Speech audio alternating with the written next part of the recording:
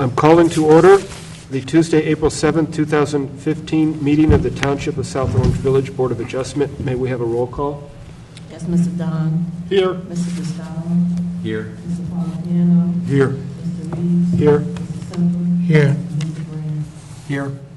Pursuant to Section 5, Chapter 231, PL 1975, this is to state for the record that adequate notice of this meeting has been provided to the public by posting and maintaining the annual notice of regular meetings on the bulletin board in Village Hall, by publishing the annual notice of regular meetings for 2015 in the December 2014 edition of the South Orange Maplewood News Record, and by filing said notice in the office of the village clerk. Okay, we have a full agenda this evening. This is for ourselves as well as for everyone in the audience. So I would again urge us to proceed expeditiously. First order will be approval of the minutes. Then we have 3 applications for completeness. We'll hear St. Paul's Outreach, then Patricia Killian, Nancy DeLuca, and then Frank and Tara Evans for completeness. Assuming the first 2 we deem complete, then we'll go into St. Paul's Outreach for the final hearing, and then if we have time after that, we will do the final hearing of Patricia Killian and Anthony DeLuca. That's what's on the agenda for this evening. And then finally, in closed session, after the public business is over, we'll have a brief meeting. Then we'll adjourn. Okay, so approval of minutes. This is for the meeting held on Tuesday, February 3rd, 2015. Do you have any comments about those minutes? None. No. I read them. Really nothing much to say about them. Thought they were fine. They accurately reflected the meeting. So may we have a motion? I'll move we approve the minutes. Second. Mr. Gustavo. Yes. Mr. Don. Yes. Mr. Reeves. Yes. Mr. Polipiano. Yes. Mr. Semple. Yes. And Mr. Breen. Yes. Okay, we're getting feedback here. You can probably hear it back there. Let the record reflect that Mr. Shapiro has joined the meeting. Okay, so the first item is the application for completeness for case 1017 St. Paul's Outreach at 315 Self Place. The applicant is seeking a D variance for rear and side yard setbacks.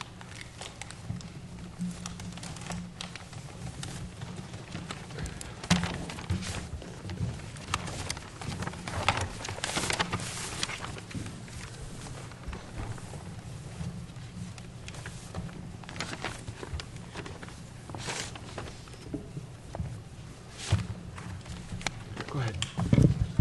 Good evening. Elaine Birkenwald for the applicant, St. Paul's Outreach. I would ask that based on the review by the board planner that you deem as complete. Okay. All right. Is that all you wanted to say, Ms. Birkenwald? I think the planner's review letter indicated that we were complete. Okay, you're referring to the review letter of April 2nd, I believe. Yes. Okay. It actually has a couple items that need to be addressed before we could deem it complete on the letter. Is that what do you refer to, the parking? I read it earlier. Let me see.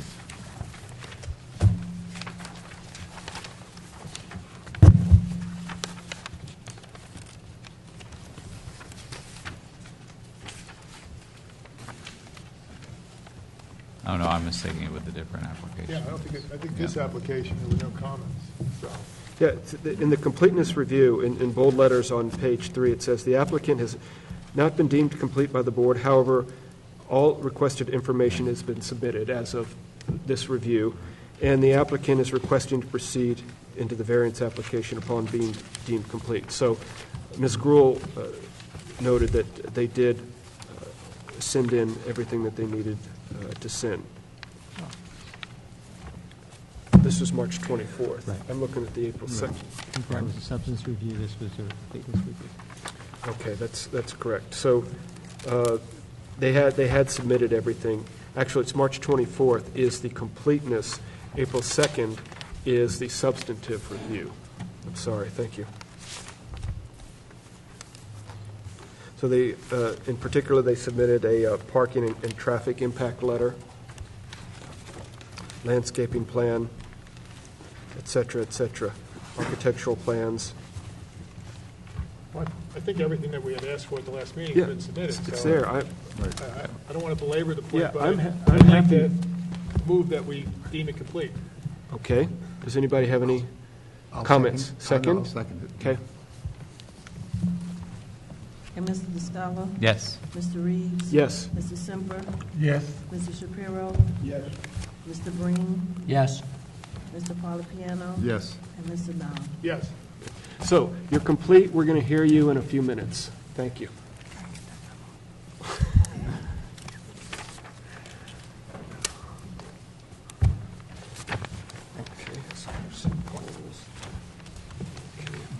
So next for completeness is Patricia Killian and Anthony DeLuca. Kingsland. At 220 Kingsland Terrace, applicant is seeking a C variance to build an addition onto the back of the house.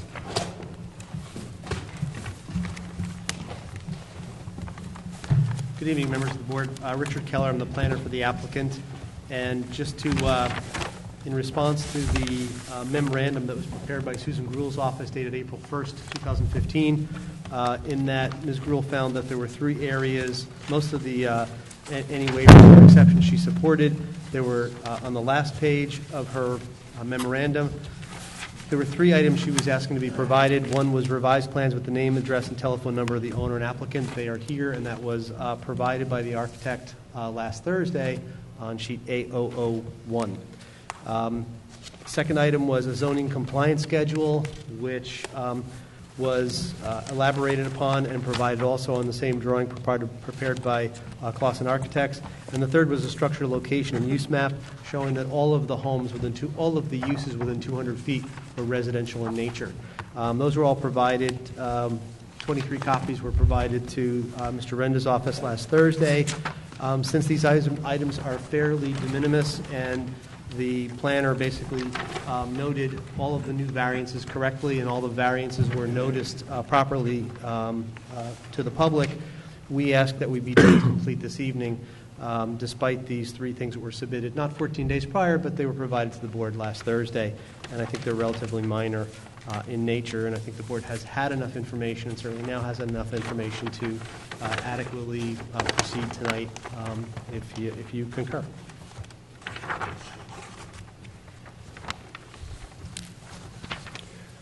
Okay, thank you. Any other statement? No, I think the other thing we also wasn't explicit in Ms. Gruhl's list. We also on Mr. Clausen's drawing, we also provide substantiation of the height, just to show that the existing and proposed structure was compliant in height. So I think that that addresses all of the outstanding items that were in the memorandum. And that's unless you have any questions, we think the application is complete. Just for the board's knowledge, the item 44 with the structures, location, use map, this is a aerial photo on the site plan and zoning analysis that shows residential structures within 200 feet. It's not photos, if that's what you were looking for. It's not individual photos of street views of homes. It's an aerial view, but that's what's there. By way of an exhibit for this evening, I do have some site photos of the neighborhood, but to be compliant with item number 44, as Mr. Reeves indicated, we took a Google Earth image, showed 200 feet, and then showed that and then put a note on there that all those uses are residential in nature. Is this a new thing for us to, instead of having on a plan that shows the adjacent property structures, and just taking a Google Earth photo? Is that's something, I don't think I've seen this done before. I haven't seen this done before, no. I'm I not need to saying make it's sure not we accurate, speak into I just the, haven't seen it. I'm not saying it's not accurate, I just haven't seen it done that way. Right. When we got Ms. Gruhl's report, we didn't want to waste time, so we thought that was the quickest way to provide information. I think Certainly is if quick. we had mixed uses, we might have done something different, but since everything was residential neighborhood, it seemed like nature seemed like an easy way to do it. I don't have a problem with it, but this is the first time I've seen this. Right. If I may add, I'm Patricia Killian, I'm the applicant, and we received from the tax assessor's office as well a list of all of the individual property owners within 200 feet of the property. These are the individuals to whom we were required to provide notice of this evening's, of the hearing and of our application for variance. And I know that map also indicates that those are all residential homes, if that helps at all. And typically, when I look at this information, the use of the adjacent properties is one of the things I look at, but I also look at the proximity of structures to the proposed changes on the application site, which is kind of hard to do from at least the copy that I have. But I think we just heard that they're going to present some photos of the actual site itself to show the relation to the accessory structure, and probably you're nodding your head? Correct. Okay.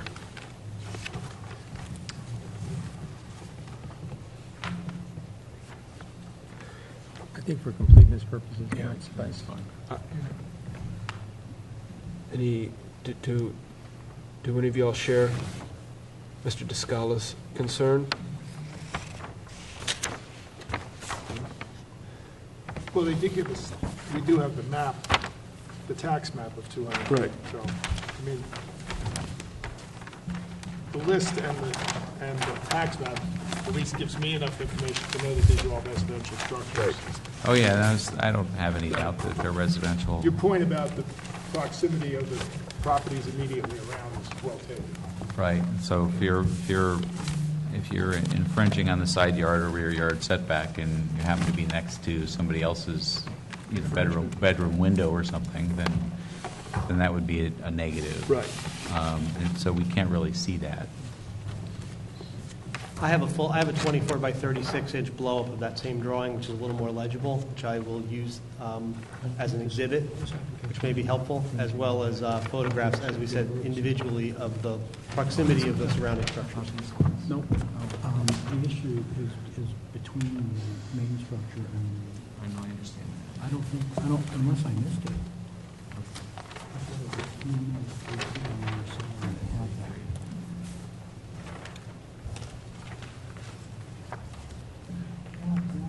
Do you have a problem with completeness? Well, that would be, so long as that I can, I don't have to accept an aerial, hard to read aerial photograph every time in the future for completeness, that's fine. Well, actually, the application does suggest applicants bringing photos that can outline some of the details, and that may be what you're getting at. Okay. And I think that would be relevant to our decision, is if you're not convinced that it's not encroaching upon the neighbors, then that's something that you could hold up the application for. Mr. Breen was just pointing out that there's actually no side yard setback variance being requested here. Is that correct? That's correct. Right, so it's not an issue here.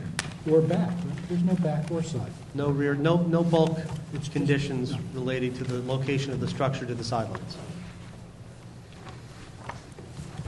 It's the distance from principal In building. relation to the house. The relationship between the principal structure and the accessory structure. Correct. Okay.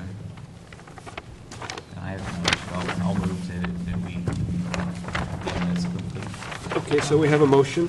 I'll second it. Mr. Dunn? Yes. Mr. Polipiano? Yes. Mr. Reeves? Yes. Mrs. Simber? Yes. Mr. Shapiro? Yes. Mr. Green? Yes. And Mrs. Escobar? Yes. Okay, so you're complete, and we'll move on to the next completeness, and we move on to St. Paul's, and then y'all would be next in line. Thank you. Thank you. Okay, the next completeness is case 1019, Frank and Tara Evans, block 2104, lot 21, 53 Fairview Avenue, looking for a C variance to construct a detached 1.5 car garage.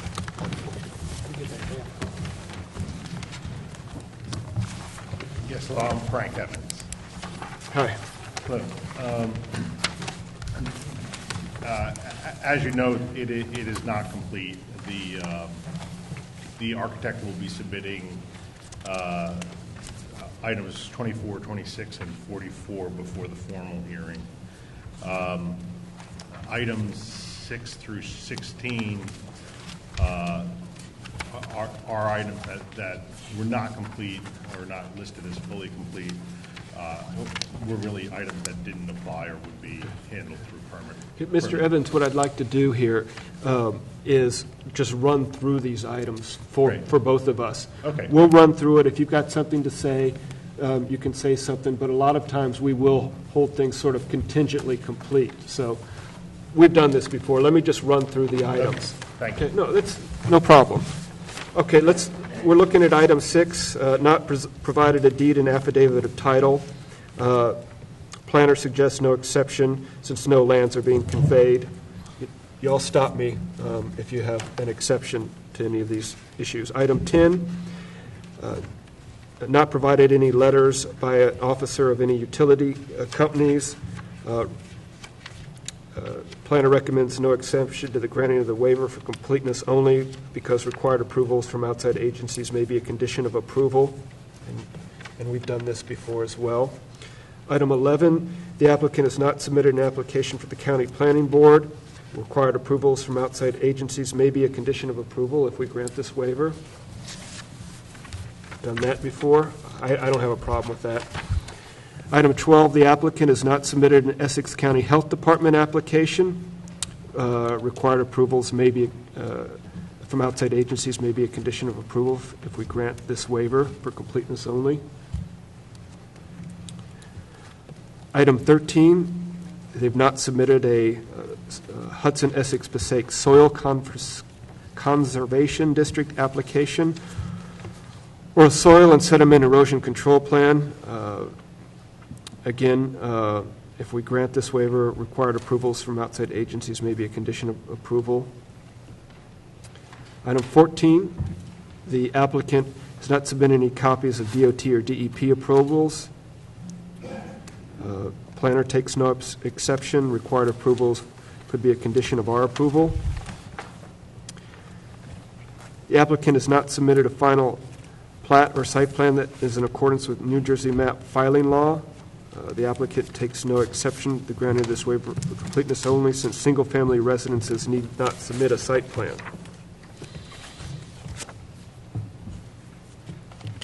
Item 25, the applicant has not included all required information within the title block of the drawings provided. No block or lot information is listed in the title block. We recommend that the applicant submit revised plans 14 days prior to a public hearing. Now, that's in bold, so we assume Ms. Gruhl considers that important, and that's a technicality that just needs to be on the revised plan. Okay. I assume you can do that? No problem. Yeah. 14 days prior to the hearing? Okay, so the applicant would agree to do that if we wanted to deem it contingently complete for that item. Item 26, the applicant has not submitted any plans with the name, address, and telephone number of the record owner and applicant. And again, this should be as a formality, useful information on revised plans. Yes, we'll supply it. Okay. Item 31, the applicant has not submitted information about historic districts. The property is not in a historic district. So I think that's irrelevant in this case. Item 35, the applicant has not submitted information regarding existing critical environmental areas. We take no exception to the granting of this waiver for completeness. The applicant should testify at the hearing to the fact that no existing critical environmental areas will be affected. So we could ask you about that, okay? Okay. The applicant has not identified the location, size, or species of existing trees on the property. We take no exception to the granting of this waiver for completeness. The applicant should testify at the hearing to the fact that no trees will be affected. Is your plan going to be cutting down any trees? There will be no trees cut down. Okay. So I don't have a problem with that item, and you'll stop me if you do. Item 37, the applicant has not submitted information regarding existing wells and septic systems on the property. We take no exception to the granting of this waiver for completeness. Are there any wells and septic systems? No, there's not. Okay. The applicant has not submitted a structures, location, and use map. We recommend that the applicant submit a map including the location and use of structures within 200 feet of the property 14 days prior to a hearing. We will do that. We agree to do that. Okay, so then in summary, those three items that we mentioned is what our planner recommended should be done before 14 days prior to a public hearing. Hi, Ms. Gruhl. How you doing? I'm doing fine. Okay. I apologize for my lateness. The traffic was horrendous. The, I have a couple things. go ahead. A couple things. They might be covered by what you're already providing, but I'd like to see the site plan that's on your GN1 sheet. Uh-huh. It would be good if there was a site plan that shows clearly what is existing, especially with regard to the paving that goes down the side, because you just have, it looks like concrete runners where you drive on, as That's- opposed to a fully paved driveway. That's correct, yeah. So existing, and then what it'll look like proposed. On this plan, it's kind of, everything's on one plan, and it's really hard for us to read, really hard for me to read. Okay, no problem. Mr. Don's an architect. So do you understand what he's asking you? I do. I'll- Also, it's not required, but it generally helps an applicant to provide, particularly in this sort of case, photos. But they're in here, I would just say bring bigger pictures of what was, Right. the little pictures in the Yeah. application. Okay. no problem. Any other suggestions, even aside from completeness, that might help us reviewing this application?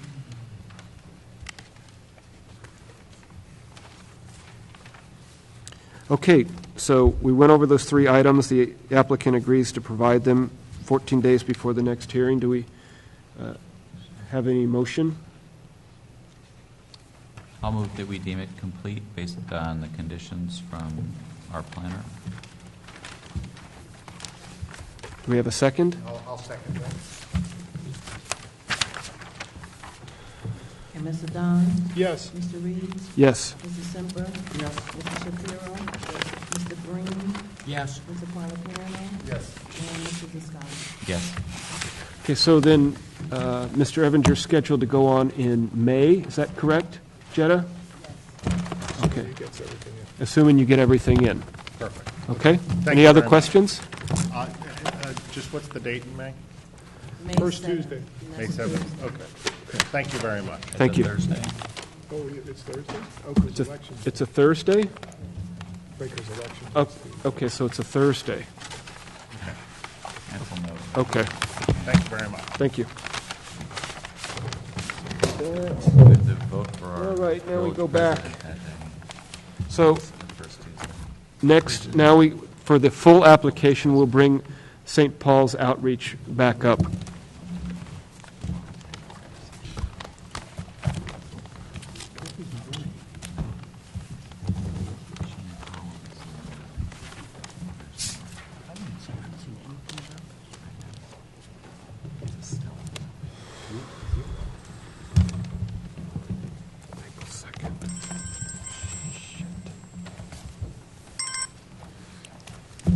Sorry. Thank you. For the record, again, Elaine Birkenwald for St. Paul's Outreach. St. Paul's Outreach is a missionary community of households throughout the United States, and this one is located at 315 Self Place. I have 4 witnesses tonight. We are here for conditional use variance. Religious uses are conditional use in this zone. We don't meet 2 of the setback conditions. The rear yard and the side yard are approximately 5 feet deficient on each side of this relatively large lot. It's a little over 1 acre. The property used to be occupied by the Salesian Brothers, also a Catholic ancillary of the Roman Catholic Church, as is St. Paul's Outreach. I have 4 witnesses. I have an engineer who is also a traffic engineer, Joseph Steiger. I have Ed Masia, who's the senior mission director. I have Brother Jude, who is familiar with both the former owners, the Salesian Brothers, and who also works at the for St. Paul's Outreach 2 days a week. And I have a planner, Catherine Gregory. I would like to start with the engineer. I'd just like to state that we have an existing building, a very large dwelling that has a chapel within it that seats 24 people. We do not have any plans, and we're not asking for any expansion. We do not plan to change the building at all from the outside, and hopefully, maybe with time, improve the inside. But we did have to do a site plan for this application. And while we had to do a site plan and had to consult a traffic engineer, we asked him if he could improve the driveway, parking, and circulation. So we have minimal changes to the existing driveway. We hope that by adding just a few feet of asphalt in one location, actually 2 small locations, we could improve our circulation, but we do not want to construct a big parking lot or something that would not be in character with the neighborhood. All right, so I'll start with Joseph Steiger. I guess we each get our own, so taller people could. Patrick, you want to swear him in? You want me to swear in? Steiger, do you swear or affirm the testimony that you'll give to this board is the whole truth? Yes, I do. State your name and address and spell your last name. Yes, my name is Joseph Steiger. It's Staigar, 17 Tremont Drive, East Hanover, New Jersey.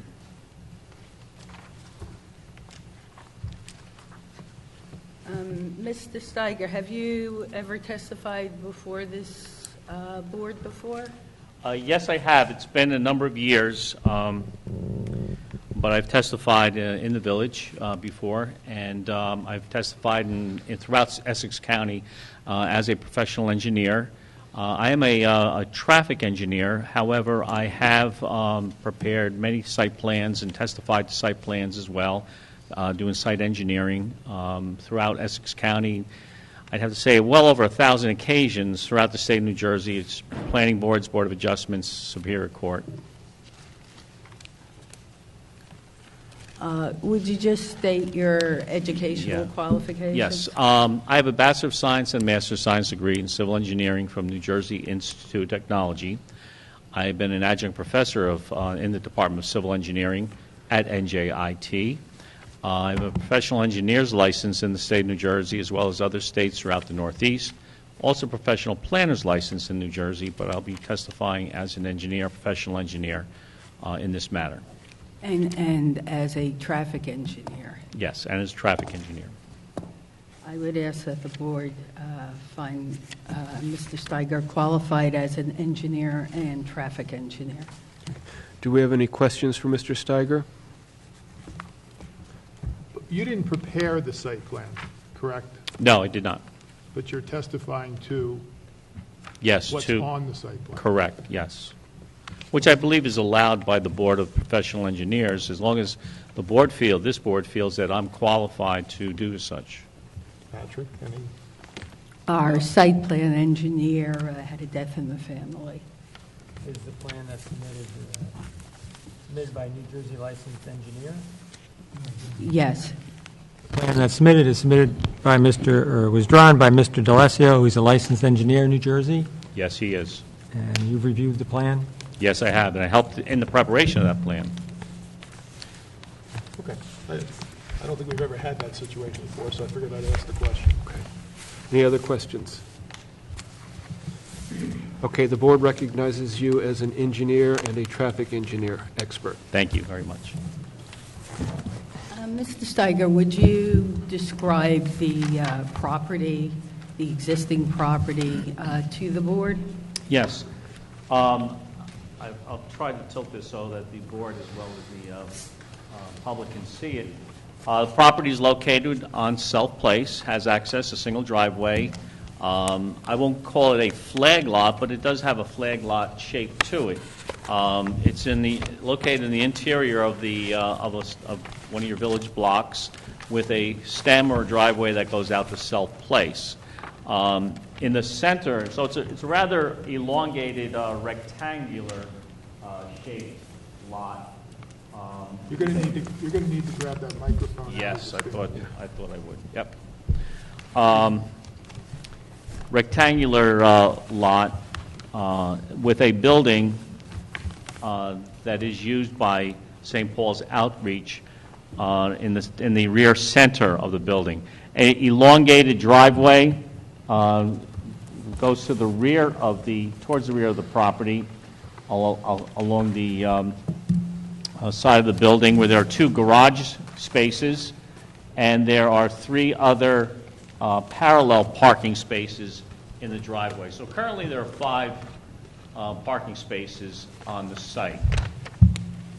You'll hear from another expert the actual operation of the building. I'm just here just to describe the property, the building, and how the site plan works currently and what's proposed. So currently what drivers do when they enter the site, if they get a parking space, unless they get one of the garage spaces or the parking spaces behind the garage spaces, where they'll be able to back up, the other spaces you'd have to back out. The garage spaces you can turn around. The other spaces on the site you'll have to back out onto Self Place. What's being proposed is very modest improvements. There is a area next to the driveway that we're adding 4 parking spaces. So 4 9x18 parking spaces are proposed. And we're adding a little, I'll call it turnaround back out area towards the very end of the driveway to help facilitate vehicles as they back out of those 2 parking spaces to be able to make that K-turn and then front out of the driveway. So we're adding parking spaces to the site, 4 of them, and a short little 5 feet by about 10 or 12 feet backup space for the existing spaces on the end of the property. Only change to the site plan. We are removing some pavement, a small amount of pavement. Your ordinance requires a 7-foot setback for parking to residential property lines. We have a driveway. Our driveway is right on that line. I think encroaches probably a matter of inches. But what we're going to do is we're going to ensure that there's no pavement or no parking within 7 feet of the residential property line. So what is most likely an existing nonconformity, we're going to make it conform. So we're not creating any deviations from your ordinance standards in terms of that. We are here before you also to legitimize, if I can use that, 2 setback variances. The side yard setback and the rear yard setbacks. Now, to the existing building. Now, those are existing nonconformities.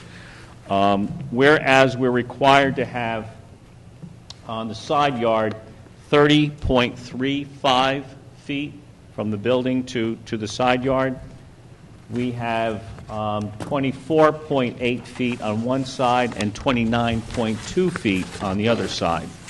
Again, existing situation that we're not exacerbating in any way, but again, they are existing nonconformities that we're dealing with on this property.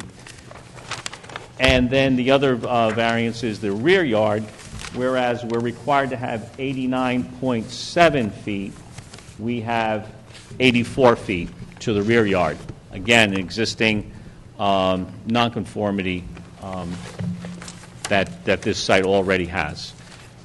and we're not changing it and worsening it or doing anything to it in any way. Would you just describe the house, the size of the house, what is presently existing? Well, I'll leave that to the next witness, Mr. Macha. But again, it's I've been in the house. It is used for housing for students of the outreach. There is a little prayer area inside the building, a little meeting room. But again, those specifics I'd rather leave for the applicant to describe more fully to you and how it operates. Would you just comment on the number of parking spaces? The South Orange ordinance would look at the chapel's 24 seats, correct? And then have a requirement of one parking space for every 3 seats? Yes. So with the additional parking spaces, we will conform with the number of parking spaces required? Yes. For churches and ordinances, 1 space for every 3 seat is required. There are 24 seats. So therefore, 8 seats would be required for that use. The South Orange, and then what's provided will be provided under proposed conditions will be 11 spaces. I forgot to mention that we do have the 2 garages that are not depicted on the site plan, but there are 2 garage spaces in addition to the existing 5 exterior site parking spaces, and we will be adding another 4. So I'm sorry, I may have said 9 before. There are actually 11. There will be 11 parking spaces on the site. Right now there are 7. We're adding 4, and there'll be 11. So whereas there is a parking deficiency currently, again, 7 spaces are provided on the site. The chapel alone requires 8 spaces. So where are the, we see you've marked down where the proposed ones are up near the front of the property, 1, 2, 3, and 4 in the new asphalt. We also see 5, 6, 7, 8, 9. Those Yes. are marked. Where are the others? In front of 8 and 9. In front of 8 and 9. Yes. They're in the building. They're in garages the garage doors are in front 8 and 9. Got it.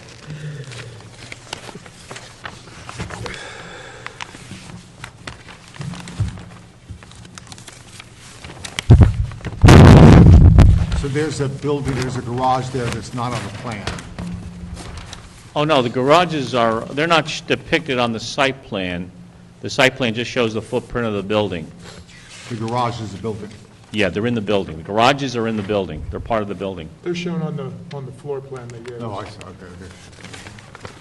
Actually, I don't know if you're familiar, the garages are presently dysfunctional. We intend to replace doors and make them fully functional garages. Where it says convert back to 2-car garage, what's the current use? Of what, the garage? The garage. I think my other witness could On the testify, previous but plans, it shows it as the a garage garage. doors broke sometime during the last owner's occupancy and haven't been used as garages. But Well, the we garage door is intend still to- there based on the photos you gave, but there's an abandoned car parked in front of it, so it'll be tough to use. That's, is that a question or a comment or? No, A we note? were just talking about that the garage is not functional, but the garage door is still there. Yes. Whether it functions or not, the space is still Can I, there. can I take us back to the question? So you're testifying that the requirement, the zoning requirement here is for 8 parking spaces. Is that correct? If this use is considered as a church or an auditorium. But actually, that's my question, which is this use is actually multiple uses. Yes. So there's also 7 bedrooms in the building. Yes. Are those bedrooms used?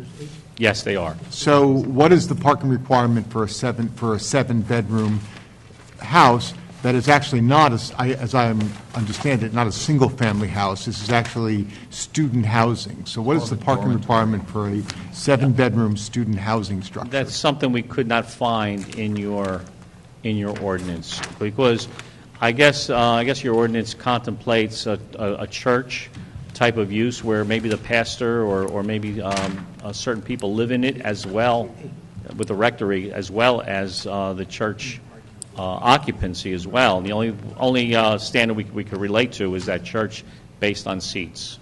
But this is, this is 2 uses. So I'm assuming we would use an apartment building parking requirement of something like that, because they're unrelated? Well, this is actually, and perhaps my other witnesses will get into that more, but this is actually a one-family dwelling. And I looked up the South Orange ordinance, and the maximum under the South Orange ordinance for one-family dwelling and under Reese's would be 3 parking spaces. Now, you'll hear later testimony that basically the chapels is not a public chapel for people to come only on Sunday. The chapel is for the residents and maybe some guests, so that we feel there's significant overlap. But a one-family house and Reese's, and I have the page from Reese's with me, only goes up to three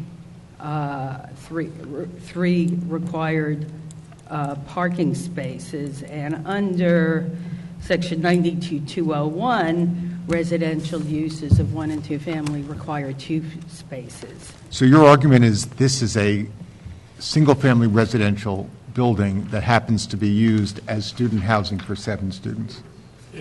Or more, actually. Yeah. You'll get your chance. Please. We're not naive, okay? Thank you.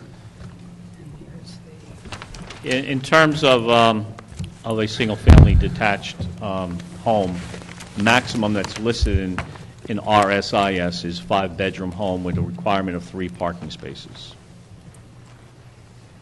RSIS. It's RSIS. Yeah. Can you go beyond the acronym? The Residential Site Improvement Standards that regulates residential requirements. Yeah, I'm not sure this is a discussion.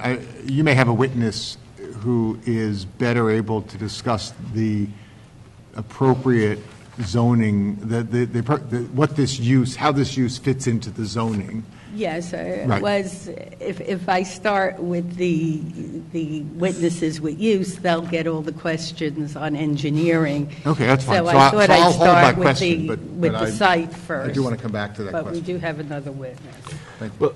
Well, so, yeah, because I have questions too about, this hybrid use of this. This is something I haven't seen before in South Orange. It leaves me a bit scratching my head as to, is it a church, or why are we even here? If it's just a residence, why are we even here? So we'll hear testimony from that, I assume. Correct. So for the engineer then, do you have other testimony about traffic? No, only that what's being proposed would actually be a benefit to traffic, because by providing additional parking spaces, we're not generating any more traffic than what's already being generated by this site. But the fact that you have additional parking spaces, there's going to be more of a probability that one of those spaces will be empty, so that you can use that space to K-turn and front out onto Self Place. Even though the site has been used as backing out onto Self Place ever since it's been in existence without a problem, and from the sight lines that I saw at the driveway, it can operate that way. Certainly fronting out onto a street rather than backing out on a street is always a better means of access. And the K-turn is that little bump in the back, towards Yeah. the back of the house? Yes, that's, those are for the garage spaces, but spaces 1, 2, 3, and 4, if one of those were empty and someone that started to back out, say out of the space 5, 6, and 7 particularly, they could use one of those parking spaces if they were empty. Right now, they're non-existent, but if one of them or more of them were empty, they could use one of those spaces to then K-turn and then front out onto Self Place. So what is the width of the driveway itself? The width of the driveway itself. I can't read it on the plan. Yeah, it varies, but I think at most, it's probably next down to about 10 or 11 feet at Self Place, and then widens out to maybe 12 or 13 feet, 14 feet towards the rear. And even wider, as you can see, as you get to the house as well. It's probably in the order of about, say, 25 feet, 24 feet wide. And what's the run of this 25? kind of narrow segment of the driveway? Like at the stem here, I'd say, at the stem out to Self Right, Place. where it's, next down to 14 feet and continues at that or less. Okay. Unfortunately, I did not bring a scale with me, and I Oh, so it's apologize. okay. You don't- But 1 inch equals 30 feet, so probably to the rear of the abutting houses that are nearby, we're probably about 100 feet deep. That's probably about 100 feet. By the time you get to space number 1, proposed space number 1, you've traveled out about 100 feet. Okay. So, in your professional opinion, is that width of a driveway over that length of a run adequate for two-way traffic? No, it's not. Driveway's only about 12 feet wide. It's not adequate for two-way traffic, no. Is there anything that you're doing to the parking situation of the drive, make that better than it is now? Sure. Well, that 100 feet, we're not doing anything. The first, let me just check that. It's about 120 feet to the actual curb line of Self Place. That's not being widened. Okay. But beyond that, it is being widened. So, in the back of the 4 parking spaces, and beyond the 4 parking spaces, next to space number 5, 6, and 7, the actual width there is now in the order of about 22 feet. Now, of that 22 feet, 8 feet will be utilized, or 7 feet will be utilized as parking. So you're back down to 12 feet again, or thereabouts. Yeah, I actually, it's hard for me to determine which is expanded and which is contracted. It's fairly easy to see what's contracted because you're trying to get out of the side yard setback, right? That's 7 foot along the property line. But it's hard for me to see what's been added. So what's added, if you follow the solid line of space 1, 2, 3, and 4, that area is being added. The actual existing driveway, see the dashed line that runs from Self Place? They go parallel with one another. There's 2 of them, actually. A light dashed line, that's the existing pavement. Okay.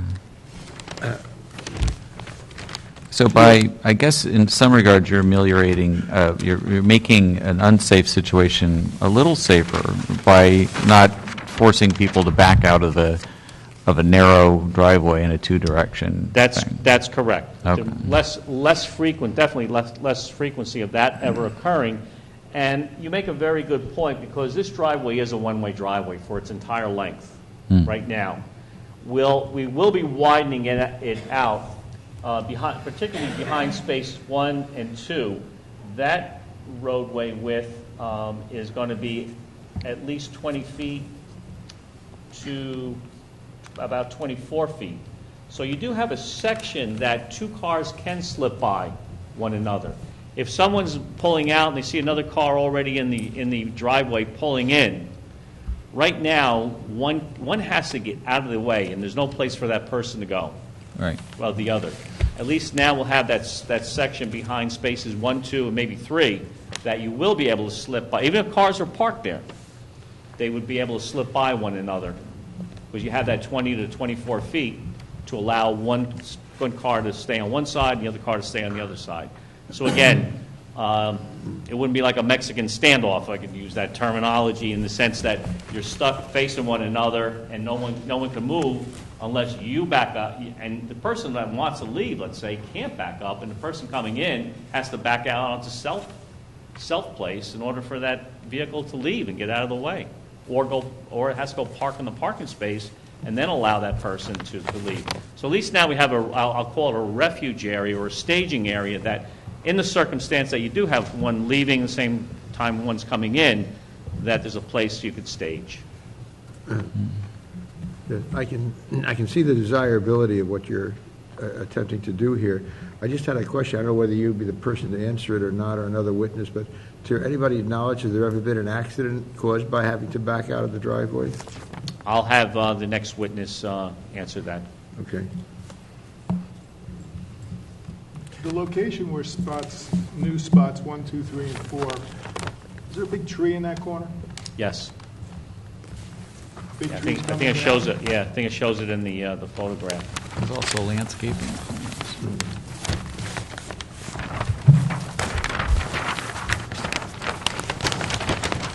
I know we tried to avoid that, So number 33, so. taking that tree out. A pin oak, 80-foot tall. Big oak tree. Yeah. Where's that tree? It's right in the corner, right there where the one is, but a little above the one. See it from here?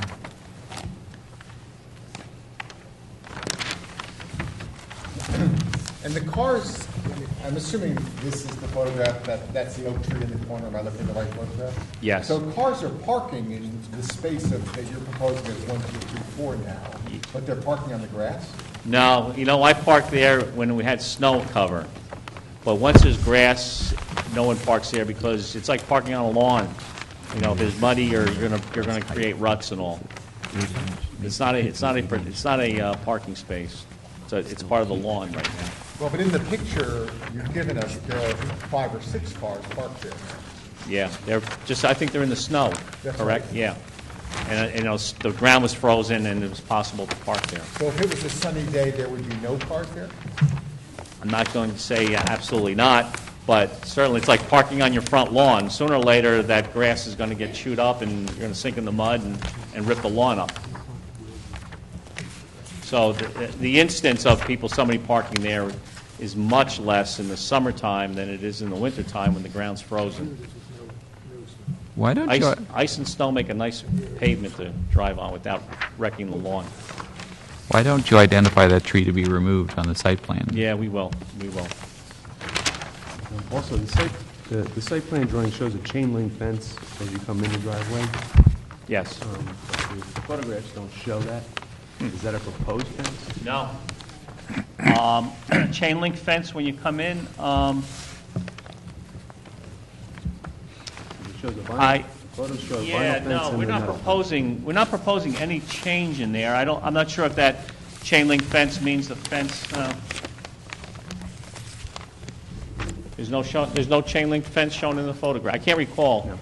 It's not being proposed, and we'll remove it from the site plan.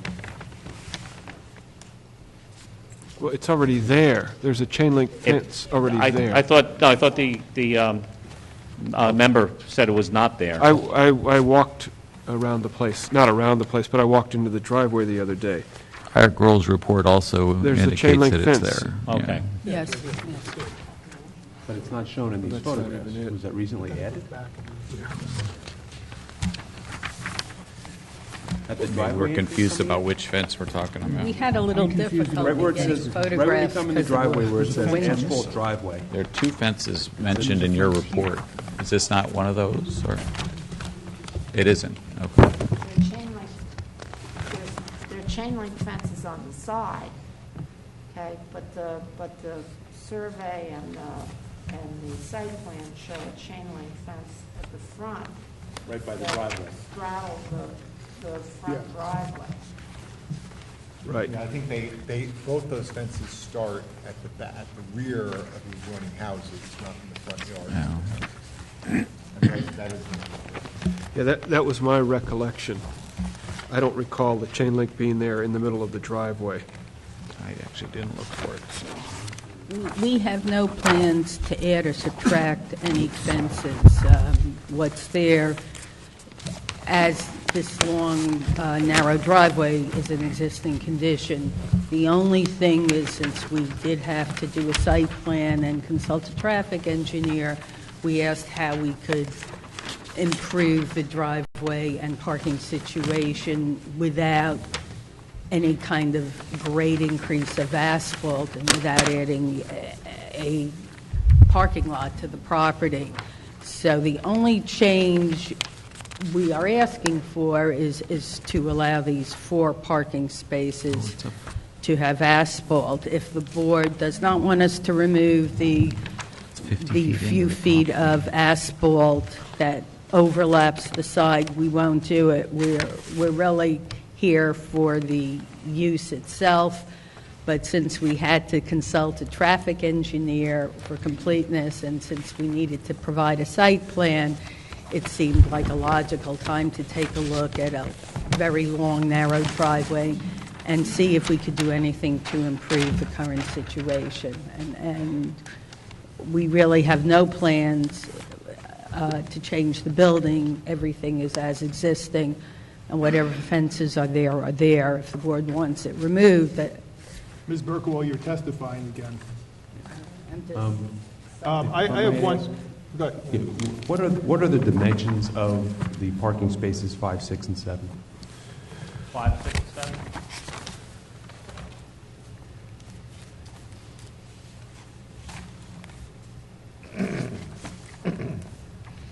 They're in the order of 18 to 19 feet long, and have a depth of 9 feet. So they're 18, 19 feet long, depth of, a depth of 18 to 19 feet, and a width of 8 feet. But a standard parallel parking space, an end space would be a minimum of 20 feet in length, and an interior space would be a minimum of 22 feet in length. So, correct. Do you think that this is sufficient for cars to be able to parallel park? And then the other question is, assuming that there is parked cars in spaces 1, 2, 3, and 4, how are these cars going to maneuver? Are they just going to have to back out all the way? No, there's maneuverability room behind 1, 2, and 3 for a full-size vehicle. Number 4 would have to be a compact space. But I think what Mr. Rend is saying is if somebody's parked in 5, 6, and 7, yeah, given the length of the driveway, wouldn't it make sense to have a place where they could turn around? Sure. I mean, without having to back, 200 feet out onto Self Place, which, is not going to happen, quite honestly. They're going to figure out a place to turn around, whether it's driving on the lawn or going.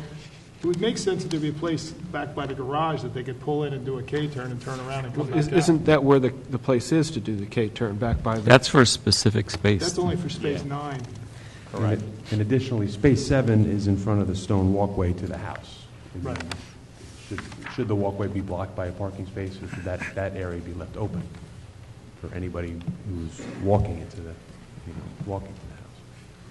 So I'm concerned about the layout of those 3 spaces. I don't think. Yeah, well, we can lengthen those. Those spaces are just shown graphically. We're not anticipating painting lines there.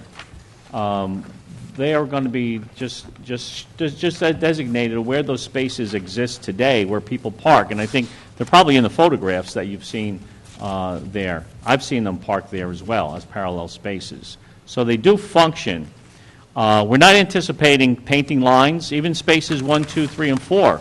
We're not anticipating painting. We want to keep that residential character. We don't want to make it look like a commercial parking lot in any way. So with that, as I said, they function now as they're designed. I'm sure it just works out that way. Mr. So-and-so has a smaller car, so he gets the middle spot, and they work it out together. But those lines could be extended so that we have that 20 foot and 22 feet that you talked about. But by doing that, it extends space 5, shifts down towards the narrower part of the driveway. Yeah. In which case you only have, and I'm just using a scale, you only have roughly 13 feet of space. So once you put the car there, if a car is parked in that location, it would be difficult for another car to get around them. That is correct. But again, it functions that way now. I've seen people parking there and use it and still be able to get around. So maybe it isn't 20 or 22 feet that we ordinarily would see on a street used for public parking with high turnover. This is somebody parks there, maybe there for days, or maybe just vacating once a day. They park in that spot day in and day out. They know how to use that and access that site. So in those terms, ITE, the Institute of Transportation Engineers, and it recommends smaller spaces can be utilized as functional if they're used under low turnover and not by the general public. You wouldn't want to see an 18-foot and 19-foot long parallel space in a little shopping center someplace where it's turning over many times a day. But as a residential type use, it might be vacated once a day at the most, it functions. We're not changing that situation in any way at all. So is it anticipated that these parking spaces are only going to be used by the residents of... Those could, yes, those could. When you say those? Those three spaces, for sure. But in general, how many of the spaces are needed for the residents that are living here versus Again, visitors? I'll have the next witness testify to that. I don't know how many residents have cars and use those spaces.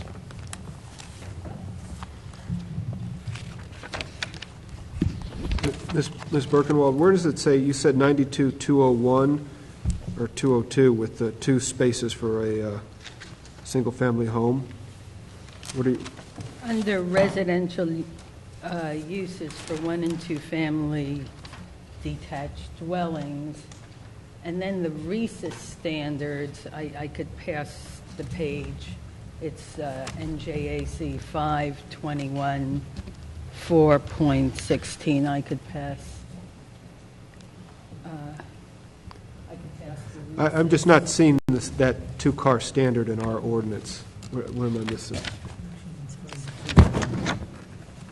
Thank you. You're referring to 92201? 92201.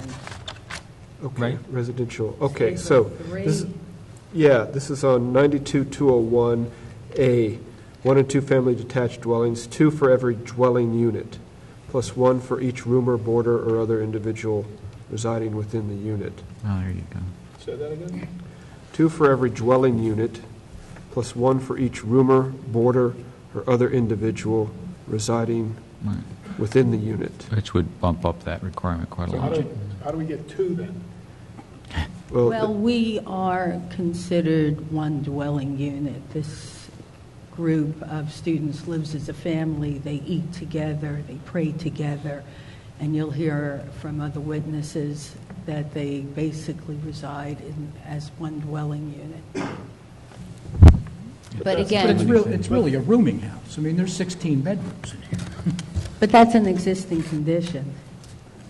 An It's- approved condition? Excuse me? Is that an approved condition? And we'll talk about, let's get past the site plan certificate of details if we can. occupancy. This building No, I know. It was doesn't, built with permits. the building was. Let's just, if we can get past this witness, we'll have those Okay. conversations. The only other thing, Mr.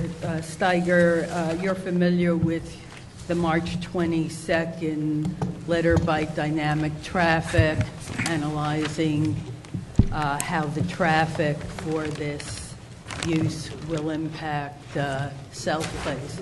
Would you just care to comment on your report? Well, again, we're providing additional parking spaces on site. The use is not going to, operation is not going to change. You'll hear testimony for another witness in that regard, and obviously adding more parking spaces so that there's minimal or lessens the overflow onto South Place parking is always going to be a benefit. The fact that there'll be more probability and more opportunity for parkers to now front out onto South Place as opposed to backing out all the way onto South Place is also a benefit.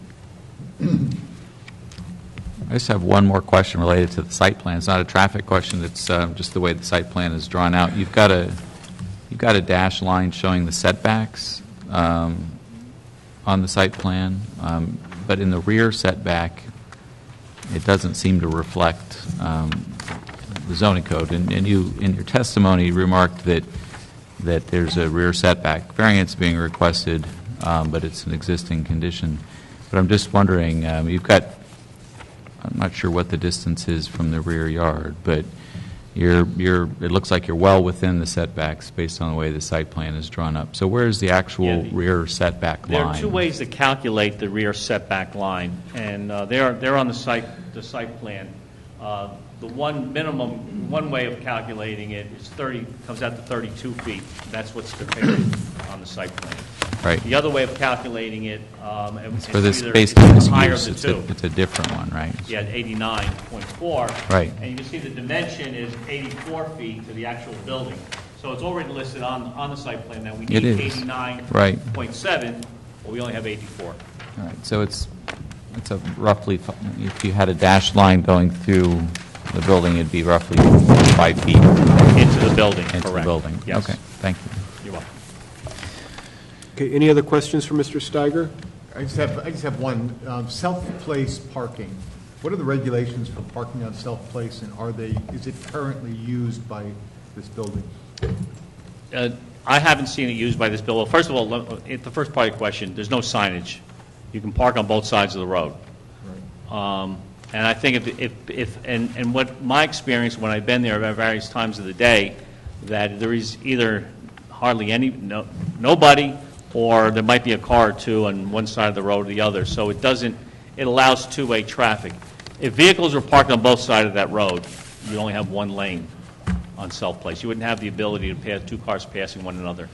I've never seen that situation on Self-Place. I can't say it doesn't happen, but I've never seen it. So you're not assuming any use of parking spaces on Self-Place as part of this site plan? I'm not saying, I'm going to say we're going to lessen the overflow. By providing 4 additional spaces on our property, the 4 less cars So that is may. there currently overflow use that drives parking onto Self-Place? I'm going to allow the next witness, because I haven't seen it, and I can't say, no, that never happened, but I think the next witness will be able to testify to it. There are parking restrictions on Self-Place, though, even though there's no sign, right? There's no overnight parking. That's a village, yeah, that's on Right. any street, that's correct, Right. yes.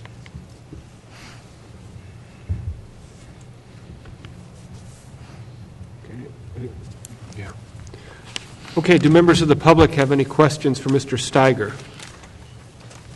Okay, come on up.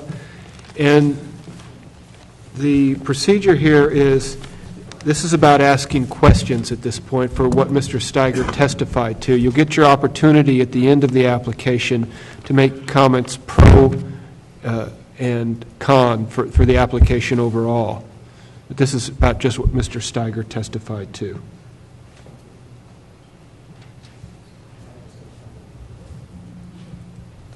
And please state your name and address. Yeah, my name is John Lewis. I'm property owner of 311 Self Place, which is the property that immediately sits at the opening of 315 Self Place.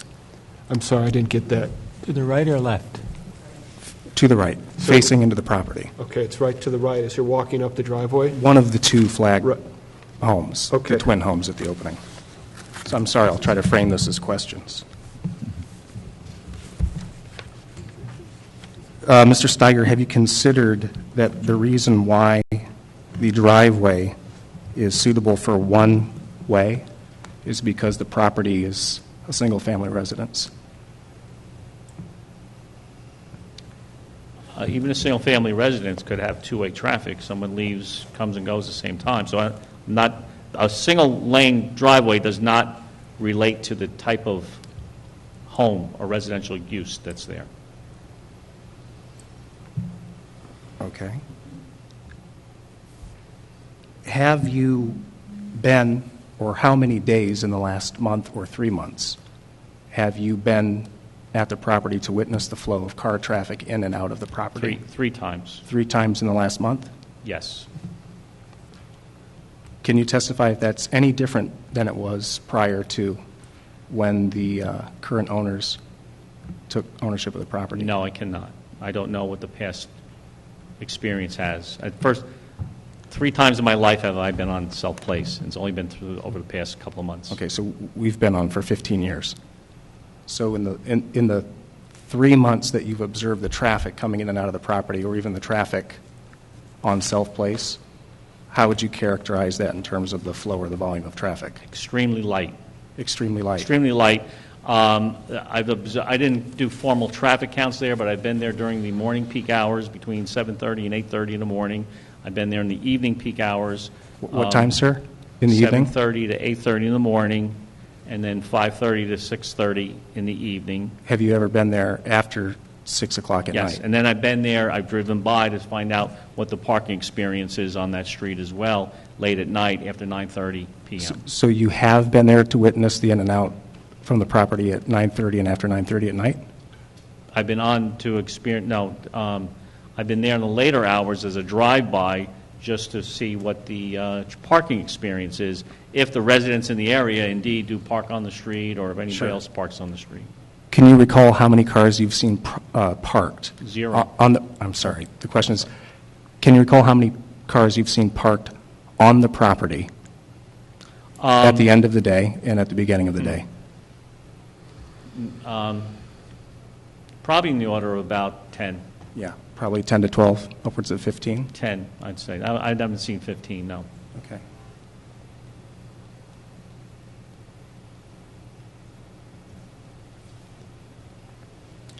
Do you think if there were fewer cars overall that parked on that property, maybe consistent with a single-family dwelling, that there would be any reason why a car would have to back out of the property?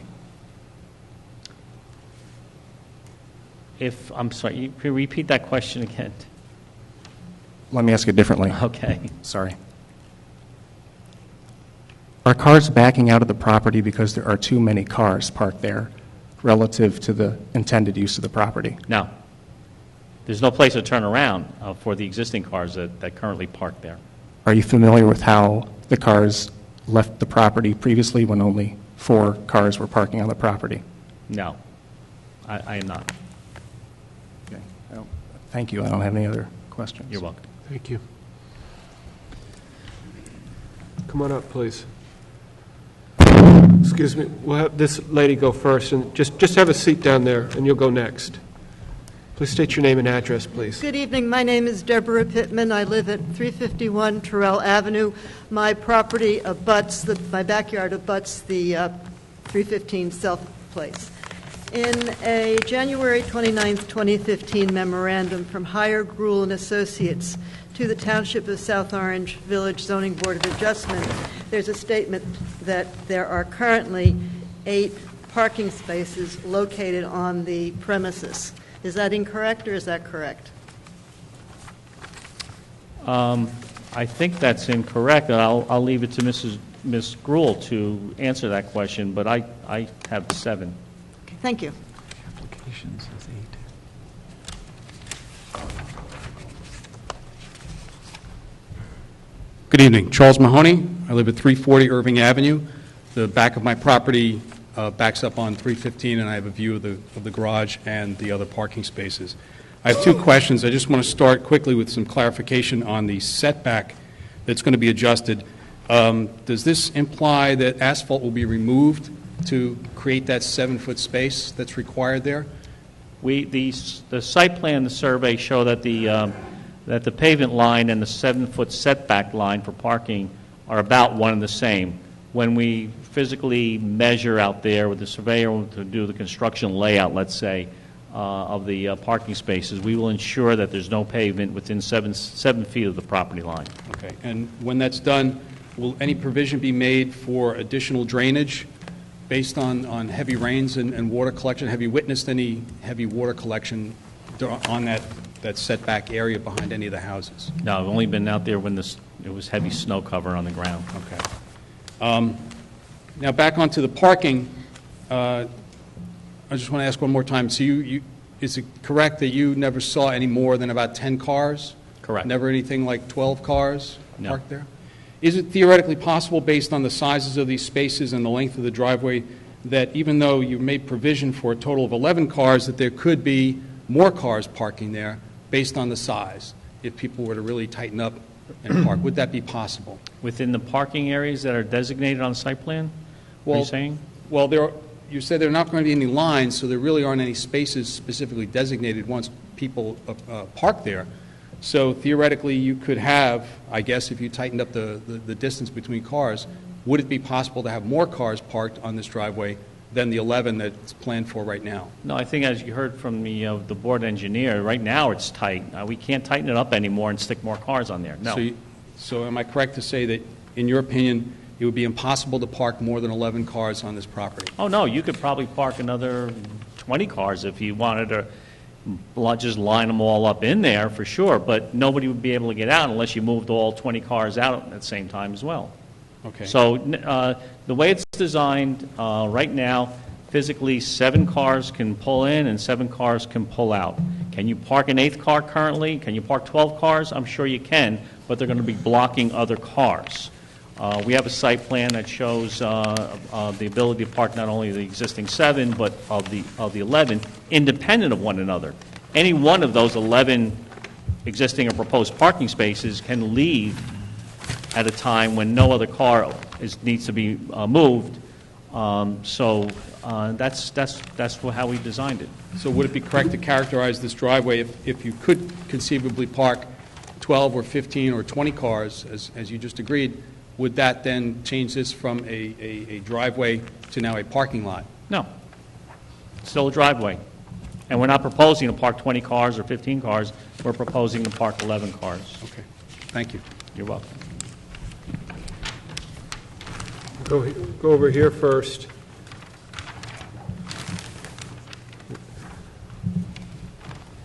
Come on up. Come on up. Let's give us your name and address. My name is Sanford Felsenberg. I live at 344 Irving. Are you aware that other than residents may park in that lot for special events?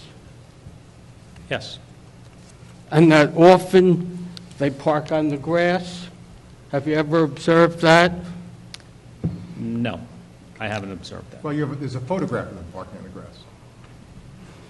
Well, the photograph shows snow, and as I said, I even parked on the snow. I parked in probably space number 4 when I visited the site. Okay, let's stick with Mr. Steigers. You're correct, Mr. Parlapano, but let's stick with his answer. As part of the missionary function of St. Paul's, they also get delivery of supplies. So trucks also use that driveway.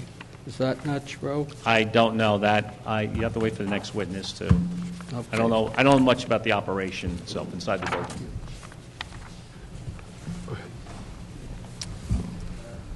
Hi, Adrian Whipple, 355 Terrell Avenue, abutting to the left side of the 315 South. Just for a matter of record, would you say that it's correct if the garage was functional and used as it's intended, that a T-turn is possible, precluding any need to back out of the driveway? Yes. Right. So there's really no need to back out of the driveway, assuming that the driveway and the residence is used for its intended purpose? Yes. Other than the 3 existing, I'll call them existing, parallel spaces, they're facing parallel with the driveway. And I'm not sure that matches the intended purpose, right? Because there's a 2-car garage that's connected to the house, which I think matches the intended purpose of a single-family dwelling, which clearly allows for a T-turn and no need to back out. Is that right? That the garages are designed to allow for a T-turn and there's no need to back out. Is that Correct, your question? yeah. Yes, the garages, you do not have to back out. And just so we're clear, you agree that it's also possible for more than 11 cars to park on that property on a non-asphalt surface? Yes. Okay, that's all. Thank you.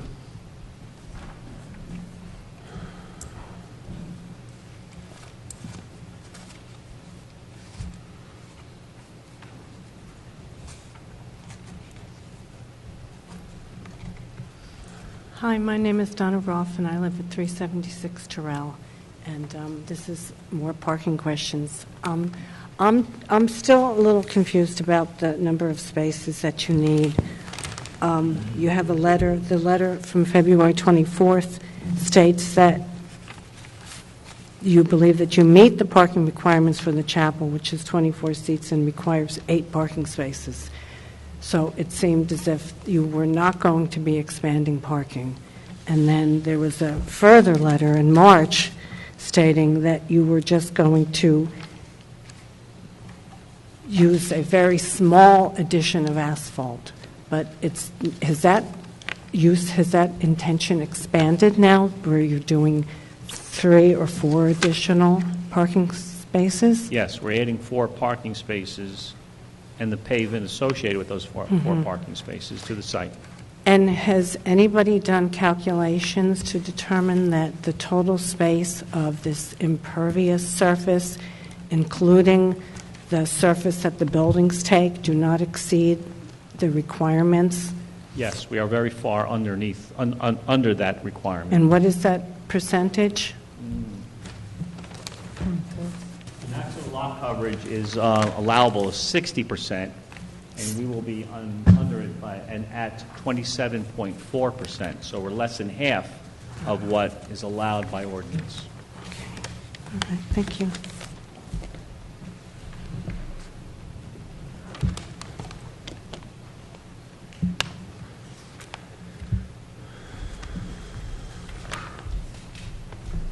Ben Vitale, 331 Terrell.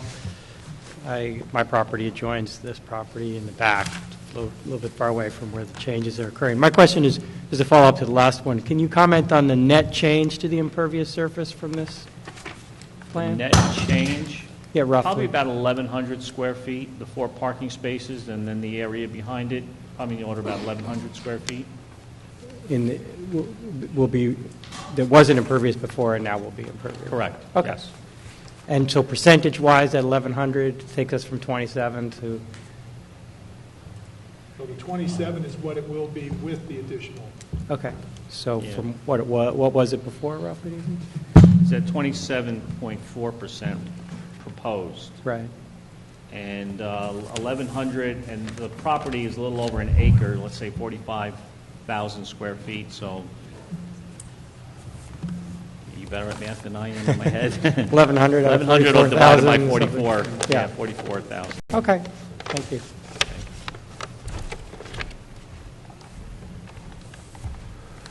Any other? Can you just confirm for us, please, what I heard earlier is correct? You will need to take down the large tree? Yes. From my observation of how it's located, and we'll locate it on the site plan, but I believe it's in the parking spaces that are being proposed. Is that a healthy tree? I did not do a medical diagnosis on it. No, I don't know. I wonder if you contemplate those no things leaves. when you're planning, and do you contemplate those things when you're planning and you recommend or identify the removal of a tree? Yes, we do. And obviously, the first thing we want to do is save a tree. And if we could do that and modify our site plan, we would. But You're saying you cannot? we can't So you're without confirming providing it- the 4 parking spaces. So you're That's confirming that correct. you're going to have to take down that big tree? Yes. Thank you. You're welcome. I have a couple of follow-up questions that Go ahead, were Mr. triggered by Costello. some of the members of the public. When you looked at this site plan, when you aided in the preparation of the site plan, did you review the previously approved site plan? No, I did not. So you're not familiar with the conditions that were associated with that previously approved site plan? No, I did not. Okay. And when you looked at these 4 new parking spaces, what, if any, impact do you foresee for the property owner that they would be heading towards? Like, say, if they were parking at night with headlight, for example. Well, the headlights will be pointing downward. They're not, unless you have your high beams on, which shouldn't be on, and they wouldn't impact the property. Is a grade issue that would make that happen, or you're just saying in general mechanics of an automobile that the headlights point downwards? No, generally it's the downward throw for headlights. Okay, so it has nothing to do with the grade, okay. Are you proposing a buffer area? I noticed that obviously you're taking out some of the impervious area. Are you putting in plantings? Are you proposing No, it'll be to put in a plantings? grassed area, but you make a very good point about the headlights that wouldn't be there now, and if we would put up, even if it's just a hedgerow that's, say, 3 feet high, that would stop any throw of any headlights So maybe if the board so desires, just put a light bulb in my head, it might be a good idea to put a hedgerow in that 7-foot space. And some kind of evergreen, I'll say, planting of at least, that will at least grow up to 3 feet high, 36 inches You're high. getting flash, so make sure you talk right into that microphone. Oh, okay, sorry. Yep. All right, and then lastly, the subject of loading accommodations. Is there a loading space on the site plan? I didn't actually notice one. How does a delivery truck or a garbage truck, how do they deal with entering and exiting the site, moving around, circulating within the site? Right. A regular delivery truck, UPS, FedEx, does not come into the site, although I will defer, and I'm not going to say never, I'm going to defer to the next witness on what their observations were. And the garbage, same thing. The cans are brought out to the front yard, out to the curb. Okay, so the garbage is left on the curb. Yes, Okay. and the deliveries, I mean, it's not designed to handle a UPS truck or a larger delivery truck such as that. So I'm going to say that we're not intending to have it, and again, the next witness will testify whether he's ever seen it happen. Okay, so the assumption with regard to the site plan is that in that case, I mean, there may be other things like linens and stuff, but with regard to UPS or FedEx or something, that the driver will park on the street and walk up the drive. Correct, yes. Okay. Thank you. Mr. Parlapiano, go ahead. Is there any curbing on the driveway at this point that prevents you from driving off onto the grass? No. Just edge of pavement against the grass. Second question, did you consider other places for the 4 additional spaces, and if so, where? Yes. We looked at other places in the front yard, and these were the most opportune location without kind of sticking out like a sore thumb out in the front yard. We had the whole front yard that we could have put perpendicular spaces as well. And we thought that as long as we adhere to the 7-foot setback and still have 4 functional spaces, that would be the best place to put them. I think the comment Mr. Descala pointed out of landscaping that area and providing a better buffer there would ameliorate any possible nuisances to the property next door. Did you look at the idea of widening the driveway and creating more parallel spaces behind 7, 8, 9, so running that down the driveway? No. Because? Because then the parallel spaces are going to be difficult to turn around in unless you find an empty perpendicular spaces. By putting the 4 perpendicular spaces, they're guaranteed to be able to front in and front out. Right. Thank you. You're welcome. If I may follow up on something, Ms. Gruhl, Mr. go ahead. Chairman. As one of the conditions, and you may not be the one to testify, your planner may, but, and you made some reference, one of the conditions of the conditional use is that no off-street parking shall be permitted between the building line and the street. Okay? That is one of the conditions. Are you going to, can you comment to that, or is your planner going to address that issue? Yes, I can comment on it, and the planner will probably expound on it. The conditional use, if I can just repeat it and say if I'm correct, you cannot have parking between the front property line and the building? And the building, and the Right. building line. So all the way, yeah. So then, now we're either stuck with the area, stuck, but now we only have the availability of the area on the side, which is already tight. We would not be able to put perpendicular spaces there. We don't have the backup room or the ability to perpendicular on the side. And then you'd have to drive and make a parking lot in the rear of the property at that point as well. I think because of the unusual shape of this building, of the property, as well as the expansive front yard, the location where we're proposing it, and we're able to adhere to the parking setback requirement, I think the benefits outweigh the detriments. But again, I'll leave that to the planner to testify further. But physically, it's impossible to put parking spaces functional parking spaces on the side of the building, and it would be difficult and probably more disruptive to put them in the back. Well, why would you not be able to put them in the back of the building? No, we could. We could do that. We'd have more disruption to put a driveway along the side, extend the existing driveway, and then put a parking lot in the back. I mean, that could happen. We could put that back there. We felt that, A, it means more asphalt, and probably more trees are in the back that would have to be removed. There's an equally large tree in the back with the same tree impact. I understand, but they need to provide justification for the additional parking spaces. I agree. And then they need to get relief from the ordinance. Right. That doesn't allow the parking spaces. All of the parking spaces Right. that new, I won't say new parking spaces, but the 4 new parking spaces and the 3 now identified parking spaces are in front of the building are in violation of the ordinance. Right. And, you know, I was they eager have to hear the provide- planner talk about that. I agree with you, yeah. It can be done. We could put parking spaces in the back, but again, we didn't do such because it's more disruptive to the site plan and the layout of the site.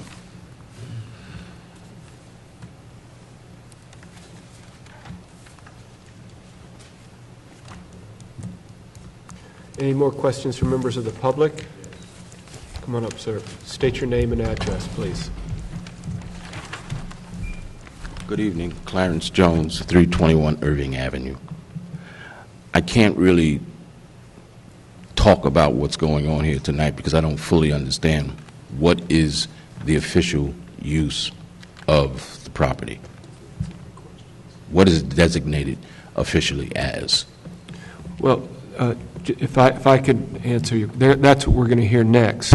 But they are proposing this as a house of worship, and I think that's key to understanding what's going on. So it's my understanding that you can approve the physical use of something without approving its physical use as a structure?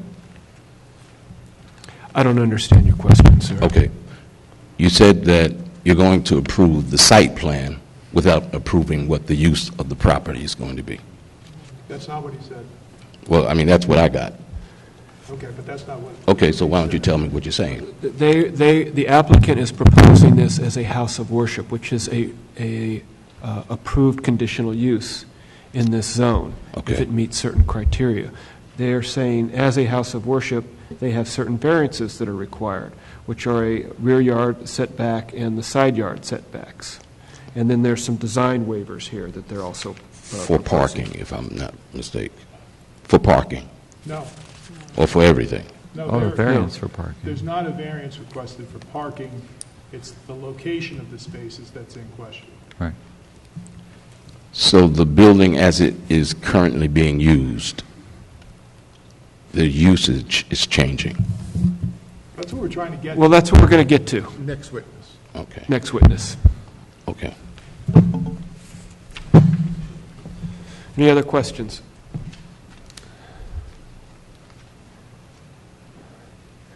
Okay, so do we want to take a break now, or do we want to get on to the next witness? All right, so let's take a quick break. We're going to take about a 7-minute break, then we'll get on to the next witness.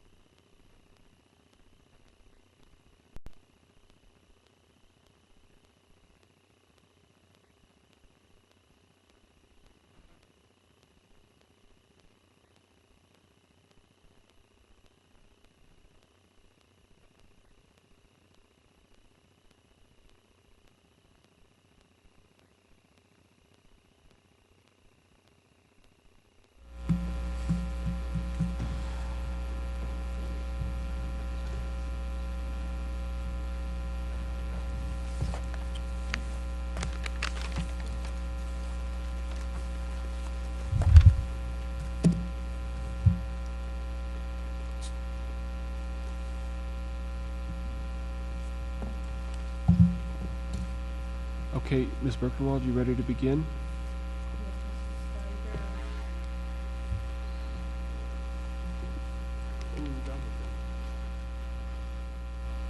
Are we on? We just were reviewing something about the site plan and the tree. Oh, yeah. We took another second look at how the tree is oriented with the parking spaces. We can move up space number 1 and save that tree. So I think we can make some modifications to the plan, and that large tree that we were talking about, removing, when we put in one space 1, 2, 3, 4, I believe we can save that tree. So by making adjustment to the parking spaces. When you say move it up, do you mean move it closer to the driveway? Yes.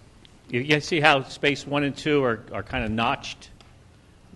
We can, and number 1 has a much larger backup space than number 2 even.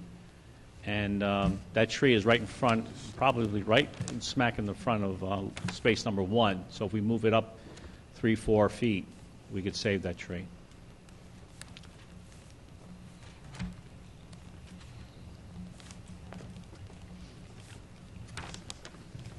I think we're ready for the next witness, unless the board has Okay. any questions. Do we have any questions about that testimony? Well, tempted.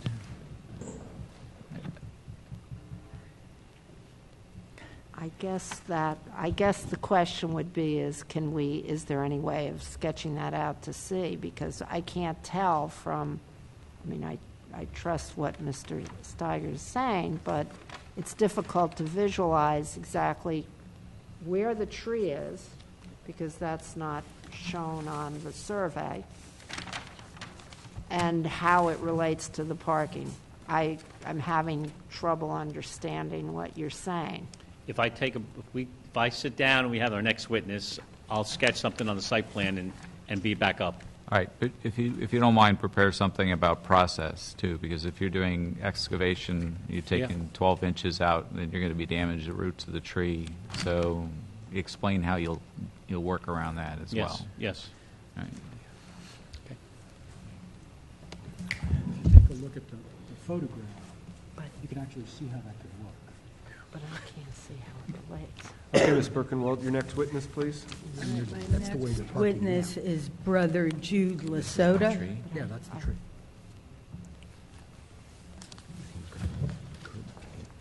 What?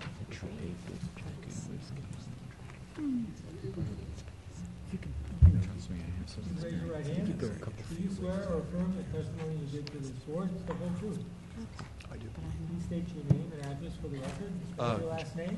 Lasota, Lasota. First name is Jude. I live on 18 Lafayette Street in Brunswick, New Jersey. Brother Jude, you are familiar with the site 315 South Place? Yes, I am. And you were familiar with it when the Salesians occupied it? Could you just tell the board how you were familiar with it? Sure. I'm part of a religious community called the Brotherhood of Hope. We lived at 61 Ward Place from 1980 to 1994. We worked at Seton Hall University, helping out with campus ministry and other work. We had an ongoing relationship with the Salesians through, I guess, the late 80s into the early 90s.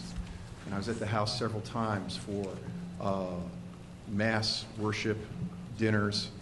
And at that point, in around 1990, I remember about 10 men being there. Regularly, we'd be there for dinners and things like that.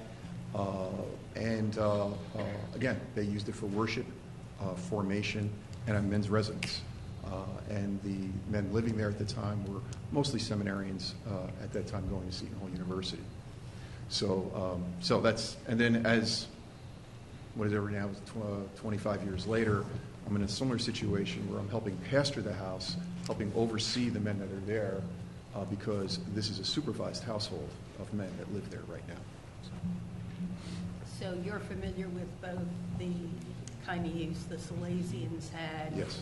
in the past Elaine, and you present need use? to speak into that microphone. You got to be. I'm sorry. So you're familiar with the past use that the Salesians had as well as the current use. Correct. Would you describe the kind of day-to-day use that the Salesians had? Yes, it was used, they used the house, first of all, as a residence for their seminarians, for the men that were going to Seton Hall University.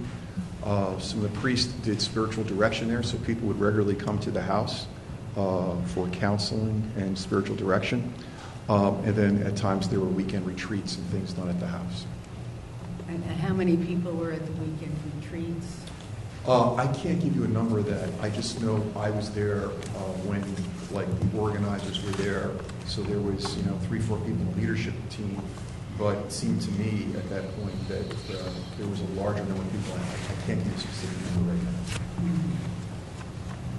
So is the use today fairly similar? Well, fairly similar. And the thing is, in this sense, that yes, it's a residence. Yes, there's worship going on there every day. The men pray there. There's formation going on there. There's teaching there.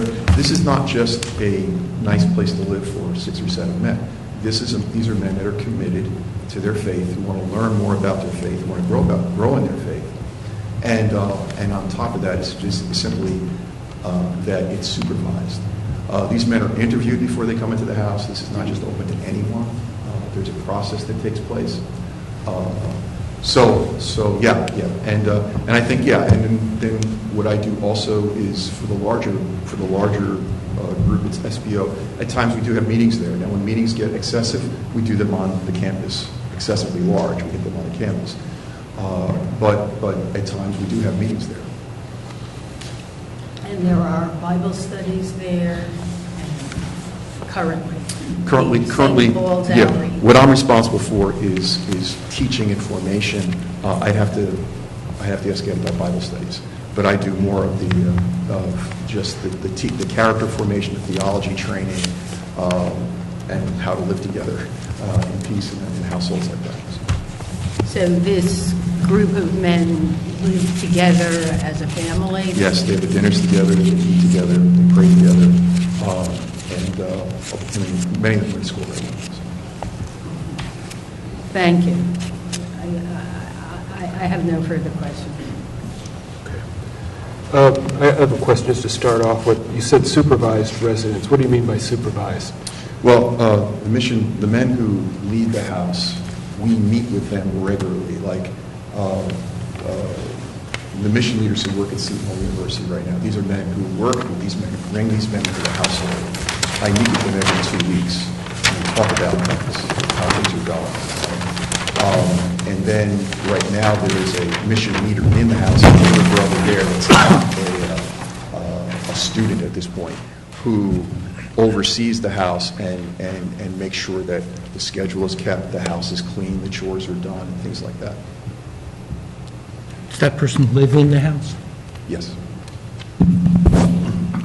But you don't live there currently? No, I don't. I live in New Brunswick. Are you aware at all, has there ever been any kind of an accident or a near accident caused by cars backing out of the driveway? I'm unaware of that, sir. Okay. Questions? Can you just walk us through the building and specifically just go, let's start on the first floor and walk through the uses of the different rooms, sure, how the building is used? Okay.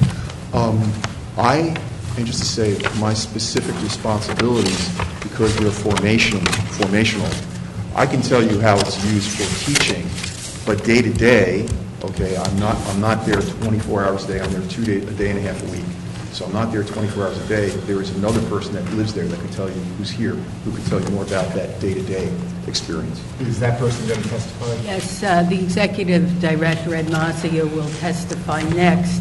But Brother Jude was more familiar with the past history in the 90s and the Salesian use, so I just had him testify first. So perhaps a room-to-room explanation might be better saved for the next witness. So Brother Jude, are you currently involved with the seminarians who are there now, and is that St. Paul's Outreach now that you're involved with? I'm involved with St. Paul's. Well, I'm involved in St. Paul Outreach right now, working for St. Paul Outreach as a formation director there.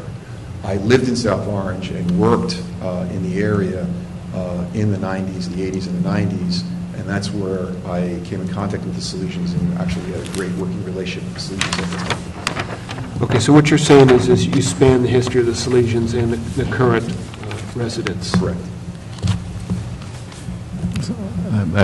So the purpose of this testimony is to provide evidence, anecdotally, that there's been an intense use at the site prior to the current and that prior owners. Salesian use was really the same use that will continue. Well, let's hear that from Brother Jude. That's exactly my next question. Is the use similar or the same? The intensity of the use similar or the same in your experience? Yes, it was a daily family life, religious life lived there, daily life lived there with students that composed, formation, teaching, and worship. You said with students, that students from Seton Hall would visit? I'm going back 25 years now.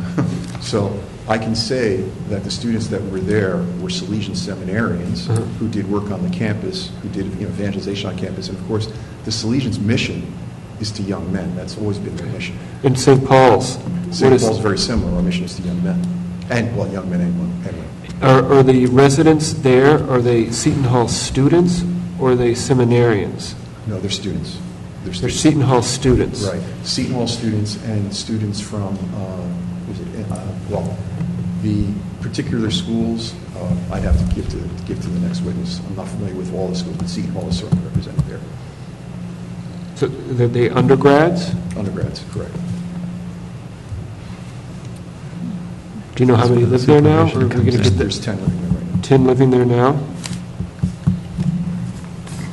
Any plans for more? Not that I know. What goes on there now as far, in addition to the 10 residents who live there now, as far as, let's say, Sunday worship in the chapel? Do additional people come to the residence for worship? Yeah, my responsibility is we have 6 times a semester, 6 Monday nights a semester, we have a time of teaching, of prayer and worship, where students are invited to come and spend 2 hours at the household. It goes from about 8 o'clock to about 10, 10:30, and that ends up being 6 times a semester, 12 times a year.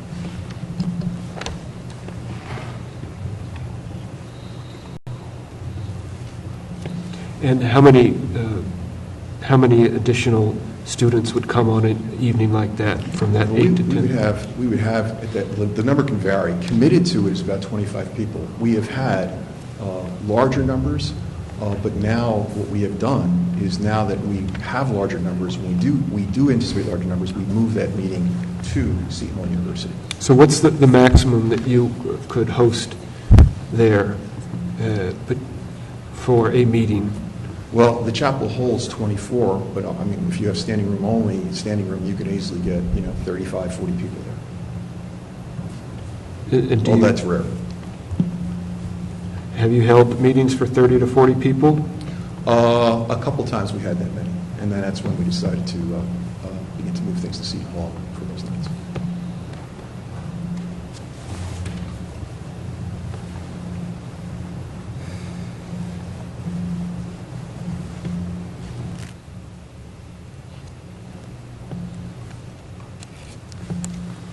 Other questions? Mr. Rinda. Are you aware of any prior approvals that the Salesian Brothers received from the town to operate the use of the house for anything other than a home for the Salesian Brothers? No, I'm not, sir. Okay, because I believe the records show that they were granted a tax exemption because it was owned by a religious organization and that they were to live there.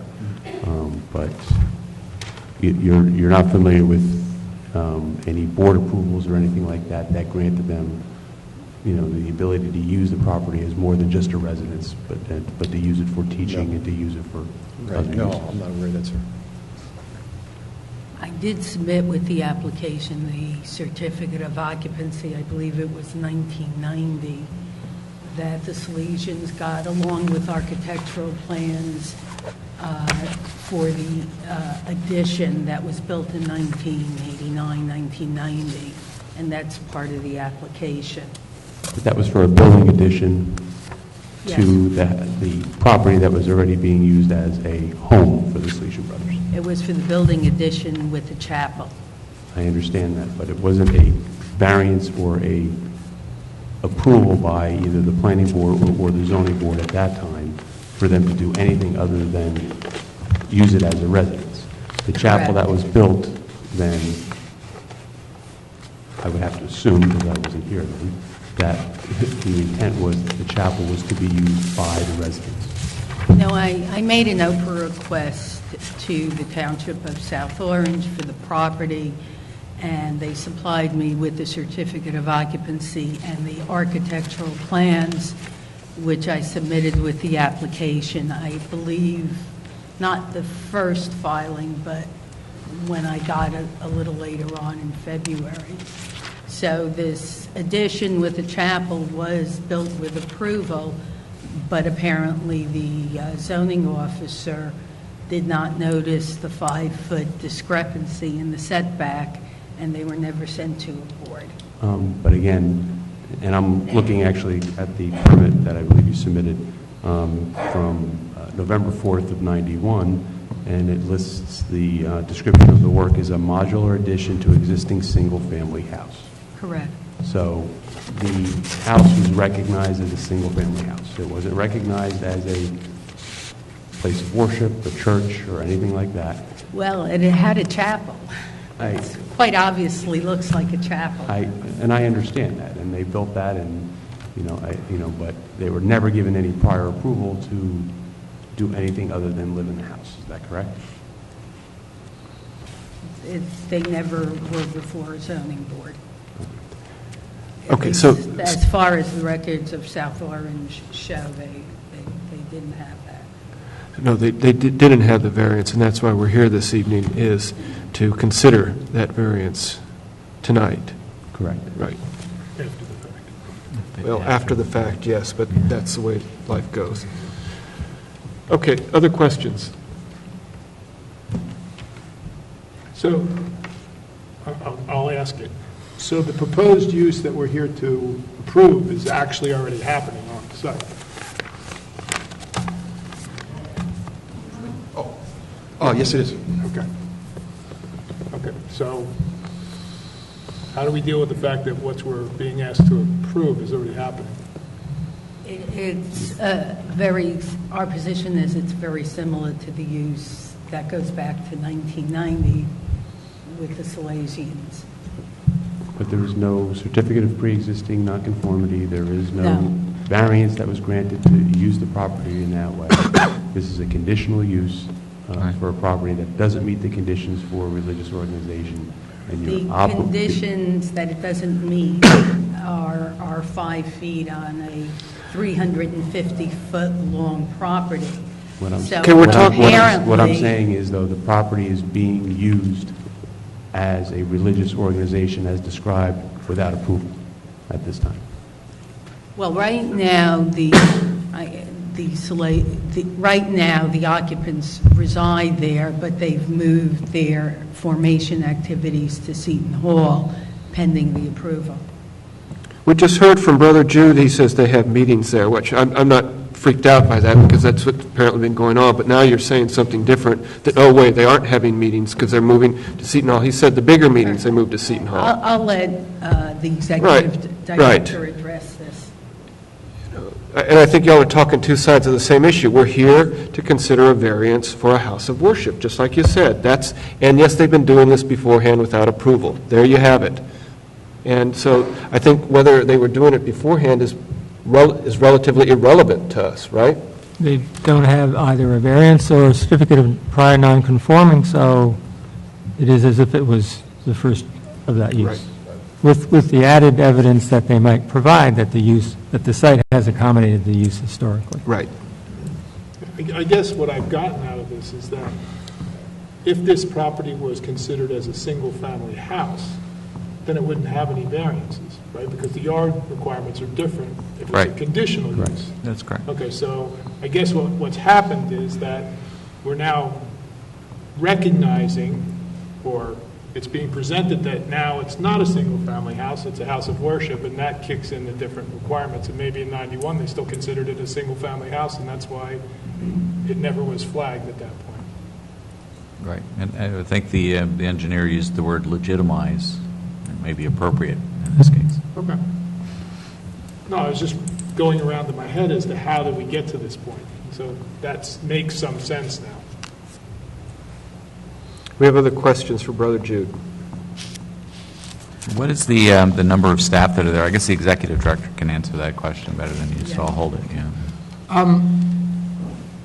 In speaking, both of you used the verbiage that the use, the current use is similar to the way the Salesian brothers had used the house. And as a lawyer, I always think of, we say it's virtually the same thing. And when somebody says that, I know that there's something different. What's different? Well, I think just what's different, the constituency would be different in the sense of the Salesians had mostly seminarians living there, and then who were studying for priesthood, okay, specifically for priesthood in their missions. We have college students who are discerning their next step in life, further schooling, marriage, priesthood, religious life, and we're providing them a prayerful environment in which they could seek what the Lord is asking them to do, and be formed as Catholic men. So that would be one. I mean, the differences would be, we have college students versus seminarians, but I think what goes on there as far as teaching, formation, and worship is very similar. So is that, go ahead. I'm sorry. And this may be a question for the next witness, but how do the residents find you, or you find the residents? Well, we have mission leaders. These are men and women on campus who basically get to know the students on campus, bring them to different events, bring them in what we hope to be a relationship with the Lord, and then build community with them, build community on campus. So that's how we do it. Everything from intramural sports to barbecues to going to worship together to praying together, things like that. And then at some point they're invited to live in the house? Is that They're invited, yeah. Yes, the men are invited to live in the house, and then of course they have to go through a vetting process, a interview process, and things like that in order to get into the house. But not every man is invited. Not every man at Seton Hall would be invited to come into this house, but only the men that we thought that could work there would work out, in the household situation. And do they pay rent? Is it like a dorm situation? The executive director would have to explain that, how that works. Do you ever rent out the property for other functions? Not that I know of, but the executive director would have to. Have you ever seen parking on Self-Place beyond the property itself?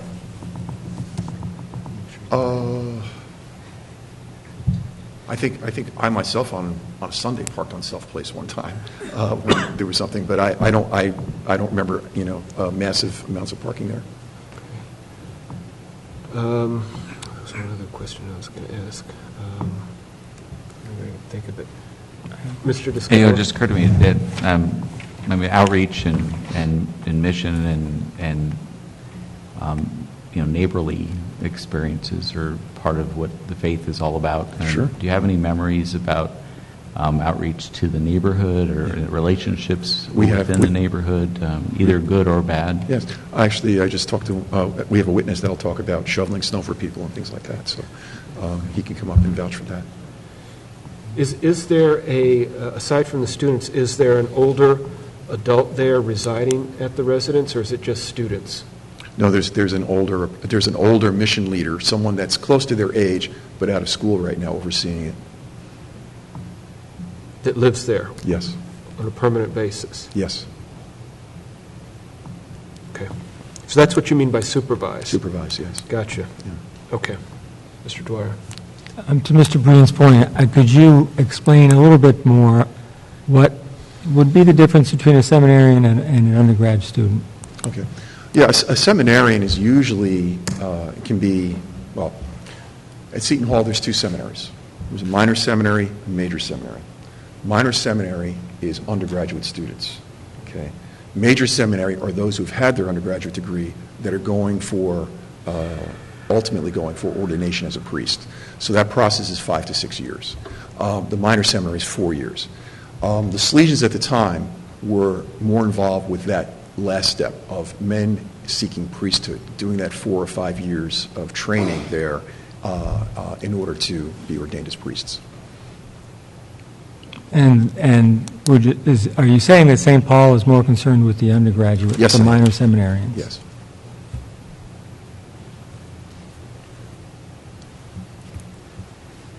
Does that mean that they're all seminarians still? They're just in the minor seminary, or are you taking No. from other They're disciplines as students well? from multi-disciplines. Okay. Yes. Okay, any other questions from the board? Okay, questions from the public?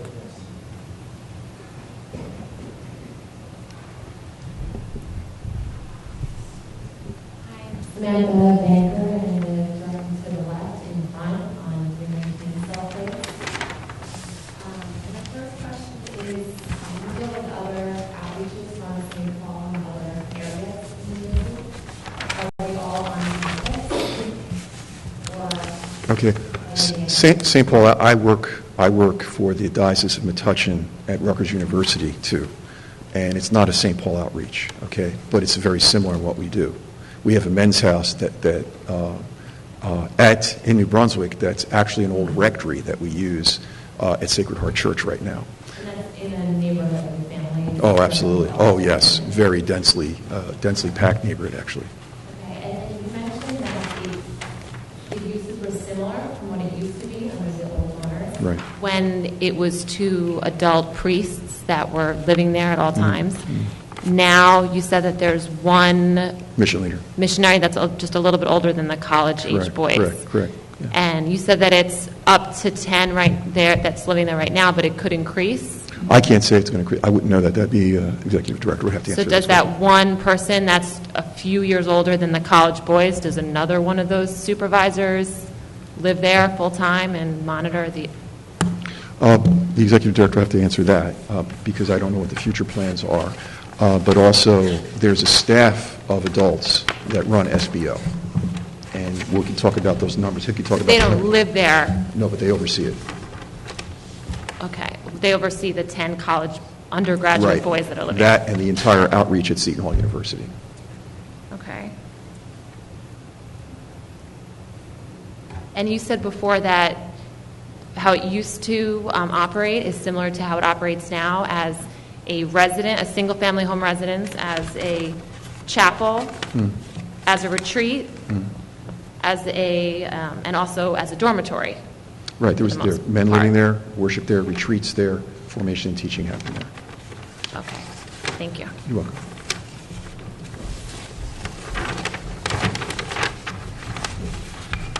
Hi, John Lopos, 311 Sylph Place, also right at the front of the entry to the property. Hi, Brother Jude. You described your work with the Salesians up to 1990, if that's right? Into the 90s. I left South Orange in 94. 94. Yeah.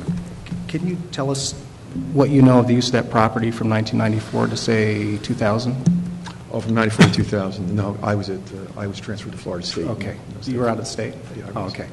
Do you know how the property was used from 2000 to 2014 when the Salesians left the property? No, I don't. Ah, okay. So we actually occupied the property in 2000. Okay. Are you familiar that there were, in fact, were only 2 priests living there and no other residents? No, I wasn't. For that 14 years? Okay. No, I didn't know. I didn't know it was for 14 years. No, I didn't know that. Okay. Yeah. You mentioned Seton Hall quite a few times. These are predominantly Seton Hall undergraduate students? I have to ask the executive director. I'm not sure of the makeup of the students. There are students, though, but I'm not sure if they're all from the same college. Brother Jude, are you a teacher? No. I'm I'm a campus minister. My background is theology and spiritual direction. Do you teach? I do teach. I do teach. I don't teach I'm not a professor. I do teach, though. Yeah. So I do teach, yes. Do you teach students at 315 South Place? Yes.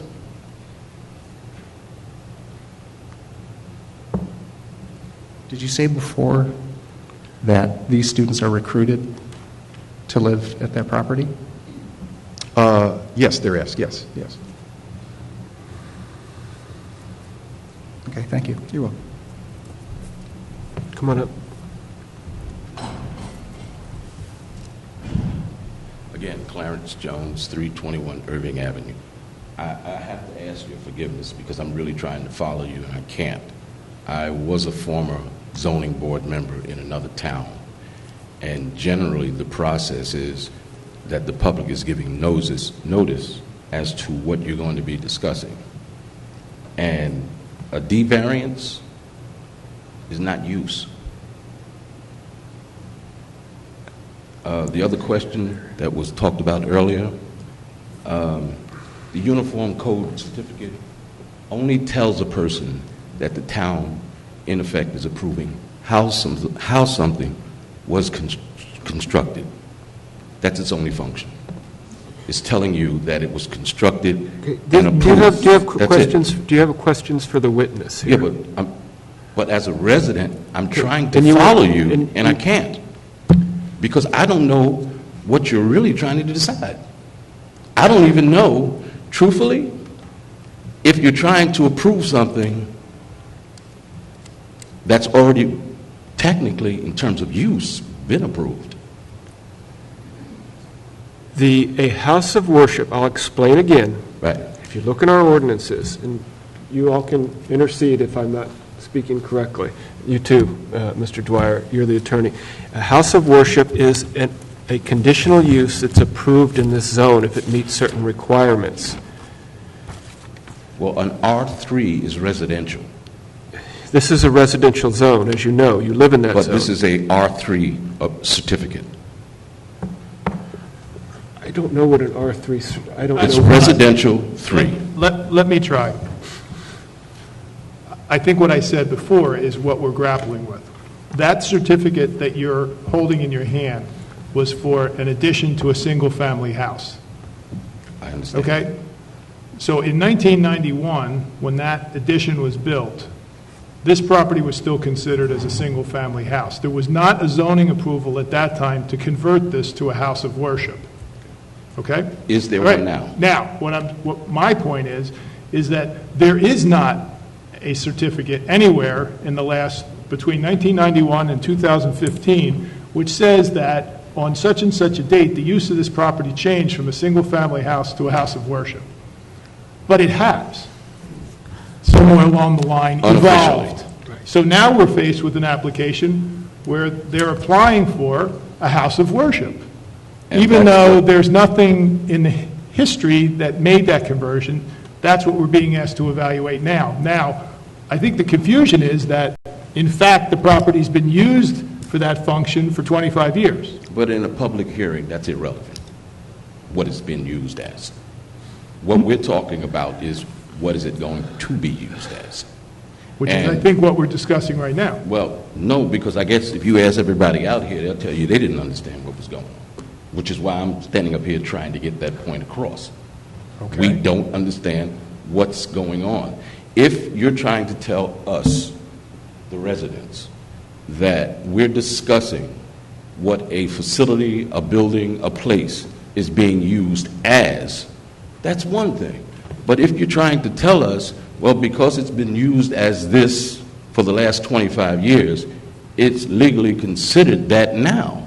No, we don't know nobody where said- you're going. nobody said that. It's a rhetorical statement. It's not a statement of fact or of purpose. Right. It's just simply to get everybody out here to understand what's going on up here. Thank you. Mr. Jones, Mr. Jones, if I may help you out with that. You don't want to hear the answer, okay.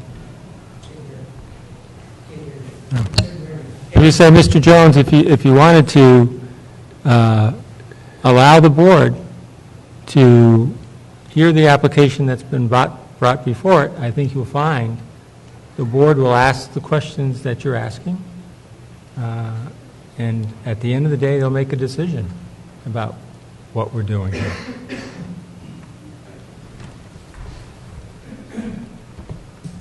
I guess it wasn't really the right time to ask that question, but what are the possible outcomes, since we're talking about it, if you'll allow? What are the possible outcomes? Name and address again, you have to, for the record. Ben Vitale, 331 Terrell. So, yeah, if you could just clarify, what are the possible outcomes of this hearing? Mr. Vitale, it's like every other application that comes before the board. The board has a duty to hear the applicant's case and to hear the public's case as well, to grant an opportunity for public comment. And the board has a duty at the end of the application to vote in favor or against. I guess my confusion is the application really just about the addition of parking spaces, or is it about the sale of the property and the use of the property? Certainly the use of the property has become relevant. Was that the primary focus of the original application? See, part of this, Ms. Birkenwald, is you haven't made clear these questions are coming. It's clear to me, and obviously I'm not communicating it, but it's not my job to communicate. You're getting these questions from members of the public because you haven't come up with an introduction of what you're actually doing here. You put the engineer up first, and now you have Brother Jude with the history, and so we're kind of doing your job for you of trying to explain, and it puts us at risk of explaining your case for you. Do you understand where I'm going here? It'd be great if you could say in a paragraph what this application is about. This application is to ask for a conditional use approval for St. Paul's Outreach to use the existing property and the existing building without adding anything to the building.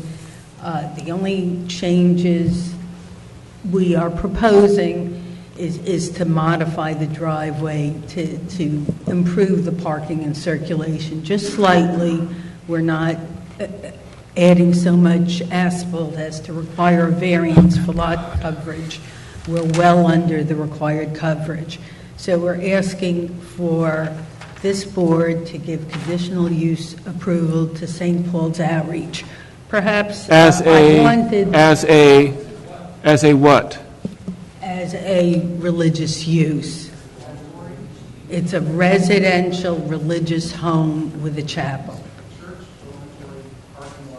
No. You can ask. Come up and ask questions. St. Paul's Outreach is a home for religiously oriented college students that agree to abide by strict religious rules that are supervised. They have a full-time resident supervisor and the executive director. Perhaps if I had the executive director testify, I just thought that Brother Jude came from pretty far, and it's all really significantly, we feel the use is very similar to the prior use by the Salesian brothers. It's useful background color, but the key question is how many people are going to be living there? Are they a single family? How do they differ? Okay, she can't testify to that. We'll cover that We'll stuff. get the next expert, or the next witness will answer that. Thank you. Mr. Chairman, I think it also needs to be clarified that since it doesn't meet the conditions of the conditional use, it is also a use variance that we're seeking. Okay, so that's important. Did everybody hear that? Say that again, Mr. Rinda. Because they do not meet the conditions of a conditional use, because as a house of worship, in this zone, there are specific conditions that a house of worship must meet in order to be deemed a conditional use. They do not meet those conditions. Therefore, they are seeking a use variance also to use the property as they're describing. Okay, do we have questions for the witness? Hi, Vivian Madelon, 398 Hall Court. I wonder if you could tell us a little bit about the difference, the rules that a seminarian might follow versus an undergrad who's studying marketing. Sure. Well, You mean an undergrad who lives with us studying marketing? Yes. Yes, okay. Because from my understanding, we're talking about 10 undergraduate students between the ages of 18 and 22, males, living together Correct. in this house with one full-time overseer who is 23, 25, somewhere in that range. That to me is very different, and I'd love your clarity on this, to 10 seminarian students who intend to take a vow, one of which, forgive me, includes chastity. I have teenage daughters who live on my street, and we've already had issues with the students who live at St. Paul's Outreach. Okay. And I would want to defer that to another witness because he's there all the time, and I'm not there all the time, so he would be the better one to answer that question for you than me. I can tell you, as far as seminarians go. Yeah, I'd like to hear about that because we're talking about the difference between the Salesian Brothers and St. Paul's. The people who are living there, the rules under which they are expected to behave is important in that difference, I would think. Right. Okay, the agreement, what I will do is, because I'm not the one who vets the people who come into the house, okay? I can oversee, but I don't vet them. So I will pass that to another witness who knows that process. Okay. Seminarian training, though, at Seton Hall, because I went to the seminary, I studied at the seminary, although I'm not a priest. I studied at the seminary, is academic formation, character formation, and spiritual formation. And so seminarians are put through a rigorous training in philosophy and theology and church history. All right. And then, of course, the mode of operating as a priest as far as how to do the sacraments and things like that is all part of that. And then, spirituality.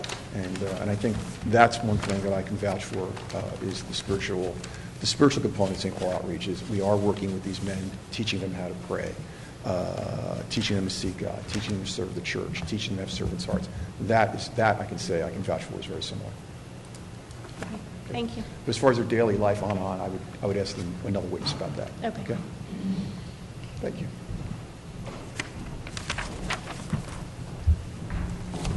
Hi, I'm Doug Huebner. I live at 391 Hall Court, right down the street. I just want to reiterate something that John brought up. So your actual history with the Salesian Brothers ends in 1994, and then you leave. Correct. And then you don't come back until St. Paul's has bought the property. Well, I was with St. Paul Outreach for the last 7 years. At Self Place. But at Self Place, correct. So for the 20 years, you had no contact with the property at Self Place. That's true. So you don't know what's been going on there for the last 20 years. You Well, don't no, know I- how many seminarians were living there. But I do know that when I was there in the early 90s, the use was very similar. But then for 20 years, you don't know Exactly. what the usage was. Exactly. Because And when I bet you many neighbors came and gone over those last 20 years, too. Right, and many people bought in that neighborhood with a very vacant, quiet house. Okay. And didn't buy a house with 20 students or 10 students with cars coming in and out. That's more of a statement than a question. I think we Okay. got your All right, question. but he brought up the fact that the If you have residents more moved in and out. So you don't know, I just want to reiterate the fact that you don't know what was going on there for those 20 years. Exactly. Okay. We're going to have this gentleman made it to it before you, so you're next. Okay. Sanford Felsenberg, 344 Irving Avenue. Brother Jude, you say that this is a supervised household. Is there alcohol in the household? I can't answer that question. I'd have to ask the leader there. But you would suppose that if I find beer cans on my property, which abuts, that it might be from your students? I don't think that's a fair. Well, I think it's fair, given where my property is, in connection where the parking will be. I think it's very fair that there is beer cans there. And I noticed that from St. Patrick's Day, the brand switched to McGuinness. I mean, it was very nice respect for St. Patrick, but not respect for me. Do you know the average age of the people, the students We have the executive director testifying next, and I would just ask that questions about the current use be directed to him. He may answer your question. Brother as Jude, soon as you he's look sworn. over the time, have you at any point considered what the expansion of the driveway might do to other properties, whether it would have any effect? Has that ever been a concern of yours? This is not based on his testimony. The question really should have been directed to you. That's not his answer to give.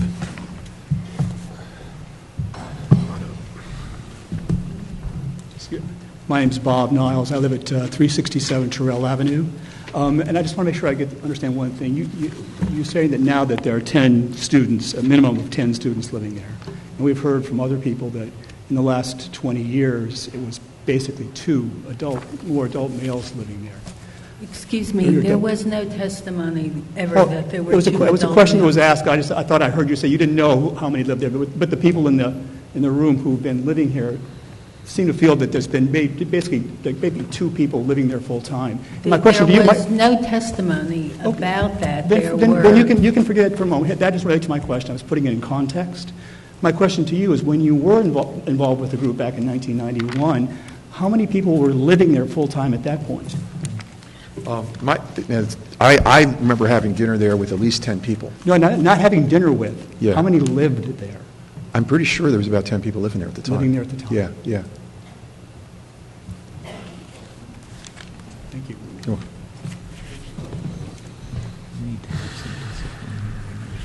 Question is, Brother Jude, are you aware? You have to give your name. I'm sorry again. John Lopez, 311 South Place. Sorry, guys.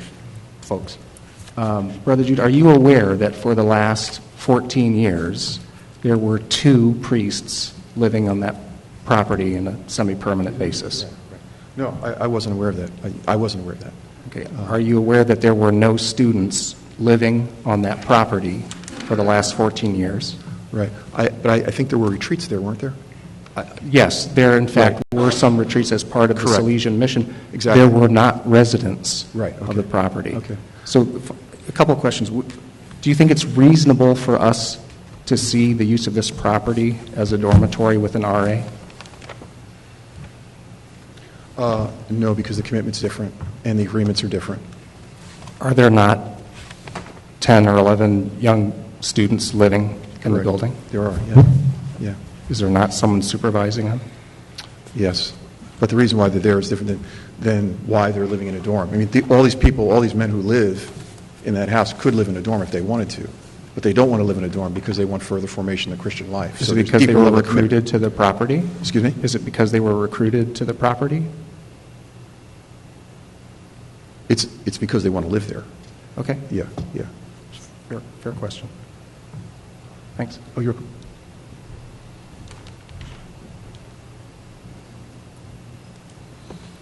Other questions from the public? Okay, thank you. I'd like to call Ed Masia, the Executive Director of St. Paul's Outreach.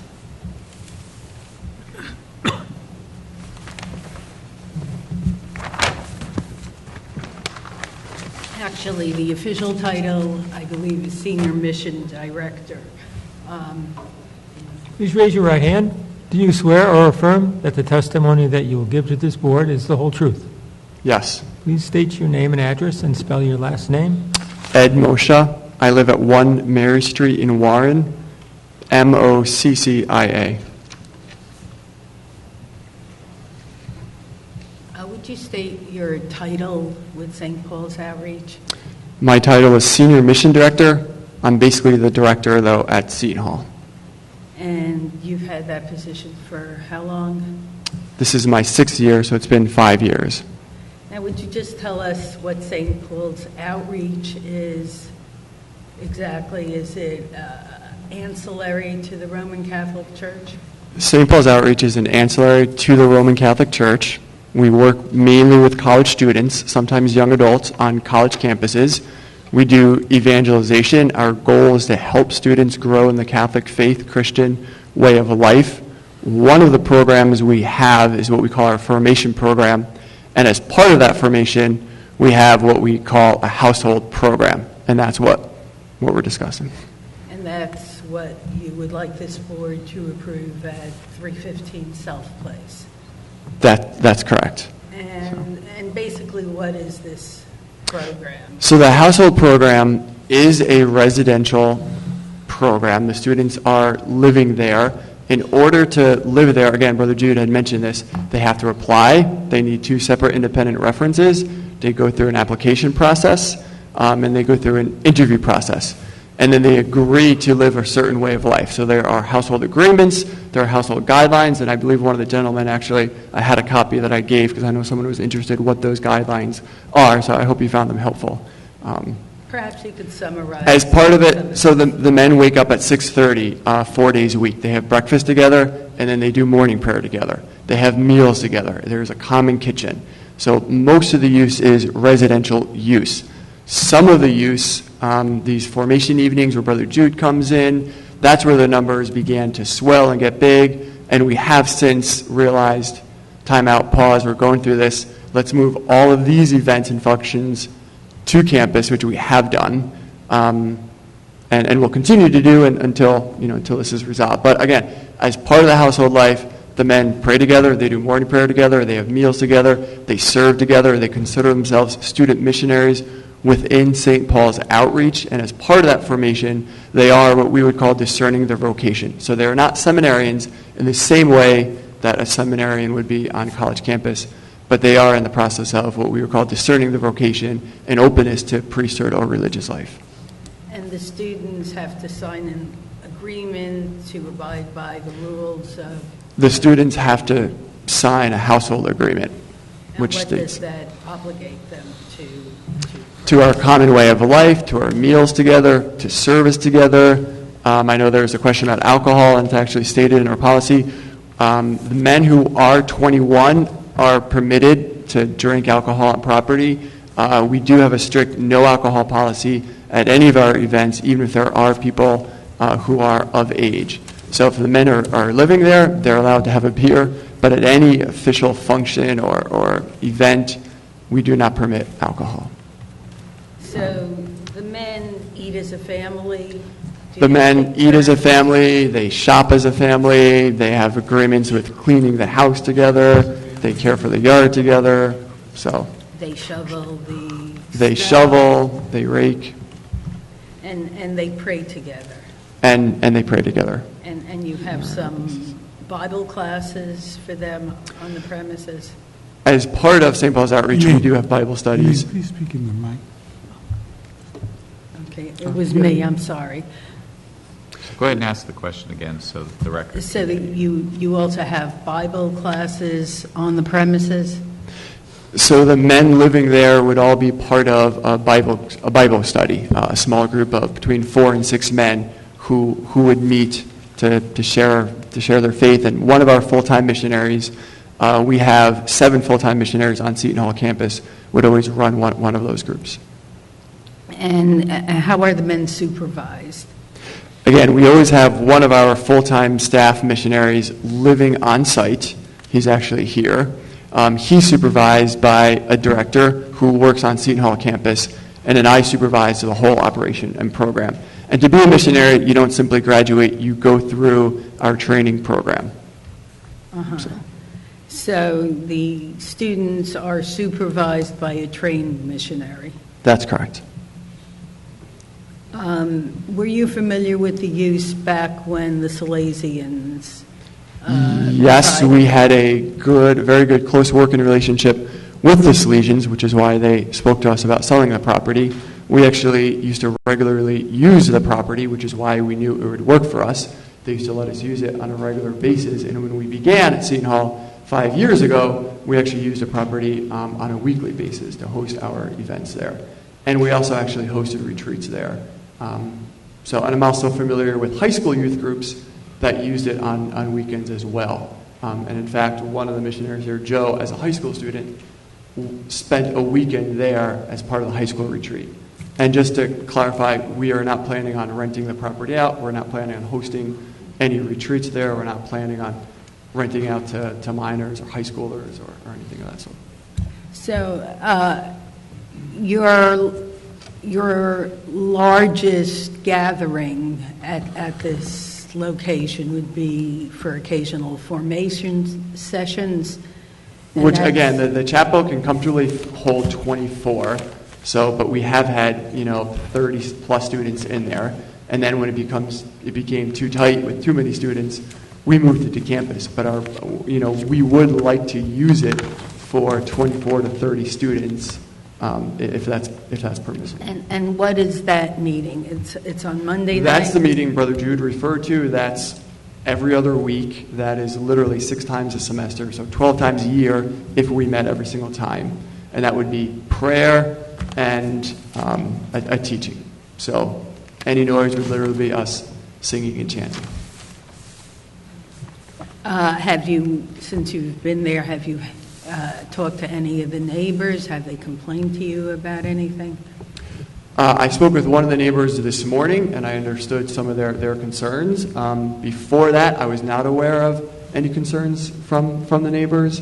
And again, I'm happy to leave my business card. We definitely want to, and I know you're not going to believe me, but work with the neighbors who are there. I grew up in South Orange. I went to school in South Orange. My brother still lives in South Orange. So it's near and dear to my heart, and yeah. So would you say that predominantly your proposed use is kind of that of a religious residential use? Yeah, and I think that was some of the confusion. Is it residential? Is it religious? And I don't know how to answer it except to say it's both. The residential aspect of it is in itself a religious use. When you have men committed to morning prayer at 6:30 in the morning, it's residential. They're living there, but it's for a religious reason. Do you have parties like a fraternity would have? No. Do you sometimes have dinners? Sure. We have dinners. And the residents could invite one friend each, or is there a limit? Sure, the residents could have folks over for dinner. Again, the house is large, but it's only so large. All of our major events, Seton Hall campus is a minute away, so all of our large group events will be planned to host it on Seton Hall campus. Did you take the photographs that I submitted to the board on March 23rd? Might have been 24th. I did. I just would like you to perhaps, everybody on the package that was last sent to you, the letter from me is dated March 23rd. After the letter, there's the insignia St. Paul's Outreach.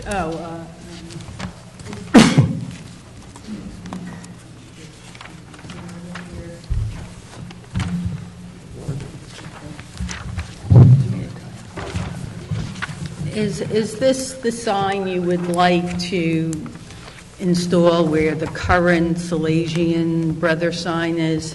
Yes. And it's the exact same size as the existing sign? Yes. It's as you drive into the property, correct? Correct. And then I would just perhaps ask you, starting with the first page shows a living room with a fireplace. Sure, so that's our living room. I know there was a question about if you could just describe the use of the rooms. That's our living room, where we would, I don't know how to describe a living room, but that's where the men would hang out and spend time together. The next photo there is the dining room where the men would have their meals. The next one is that shows kitchen. that they tend to have meals together? Yes, absolutely. That's part of They your shop together, program. they eat together. Yep. They live have to as come a together. family, basically. Yes.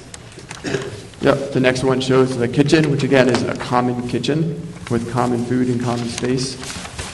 The next picture is the chapel. That's there. And then do you want me to go through all of them? or? Yeah, I think maybe, well, just, if the board is interested, we should just describe the photographs to you. The next one is just a picture in front of the garage.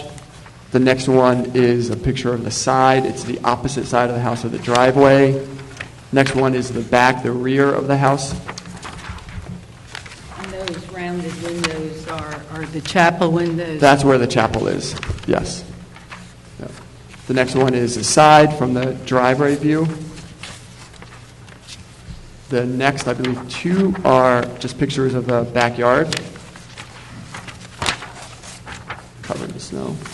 The next one there, that actually shows the chain link fence and where we are proposing adding asphalt, the wooden fence be behind it. But that's a clear picture of the chain link fence that's there. The next picture is just a picture from the sidewalk where you can see how far the house is set back. That was a view from the sidewalk. That's a view, and actually it's that tree in the middle there that we were discussing. That's where some of the parking spots are, or would be added. I should add, this clarifies the question. There is a chain link fence that comes to abut perpendicularly the driveway there. Got snow on it. Yeah, I could see it there. So it is there. It is there. We're not attached to it. We didn't put it up. If the board would like us to take it down, we'll take it down. The next picture is just showing the sign. And again, our proposal is to use the exact same size and the same location as the sign.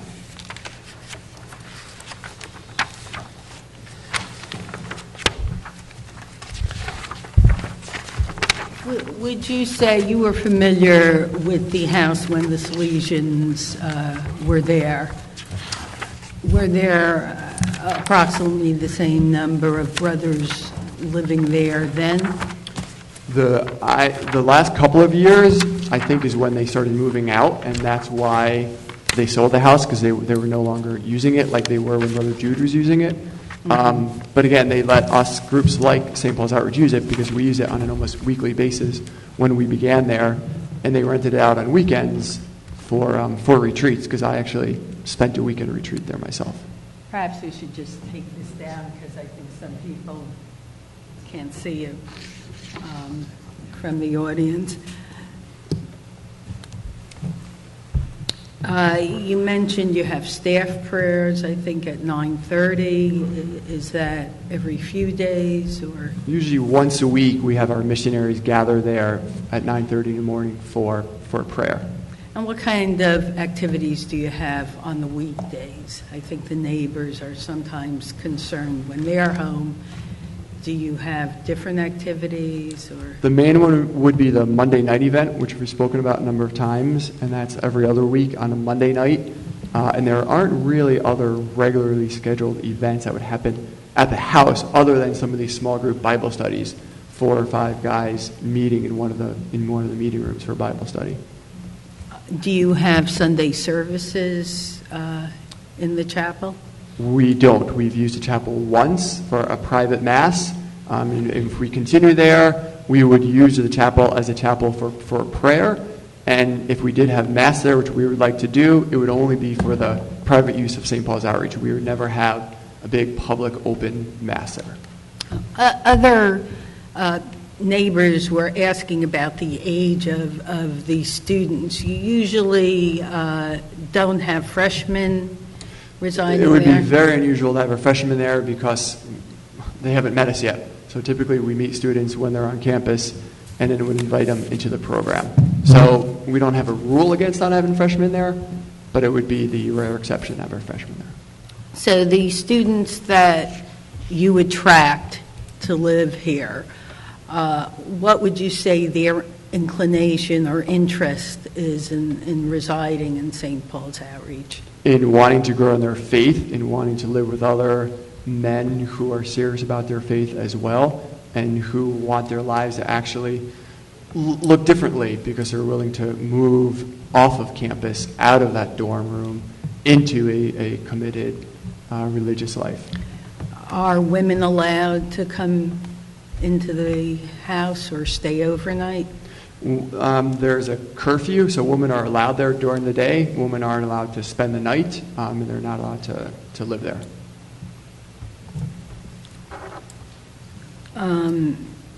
The masses you have in the chapel, they're generally not for the general public? They would never be for the general public. And again, we've had one mass there so far for the staff missionaries. It's basically for the residents to pray there. Correct. All right, I really am finished with this witness if the board has questions. Mr. Shapiro. Go ahead. Trying to get a better sense of this. You described it as a seminary residence dormitory. What is the average duration of stay of a seminarian or a resident of this? Well, they have to commit to being there for at least a year. So they're committing for a year at a time. Most of the students will live there for 2 or 3 years, but they commit for one at a time. So some of the students there now are there in their 3rd year, and they're a senior. So they typically live there 2 or 3 years? Yes. And then they move on to? And then they move on with their life, with their vocation, with their, yeah. Do many of them become priests? Some of them do. Some of them become, a missionary with us. We'll continue as a missionary, like Joe, who's here this evening. Any of the residents permanent who live there? Is there anybody who lives there on an ongoing basis permanently, or are they all students? They're all students with the exception of the missionary who's here, who works for St. Paul's Outreach, who lives there, who directs and supervises the house. I see. I may come back to more, but thank you. Okay, sure.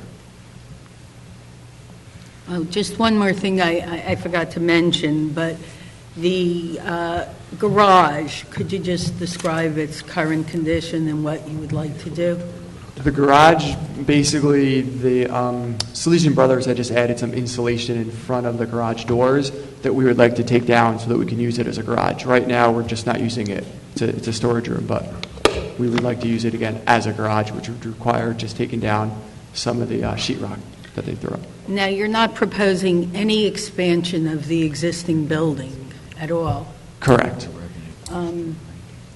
There also were some questions about the layout.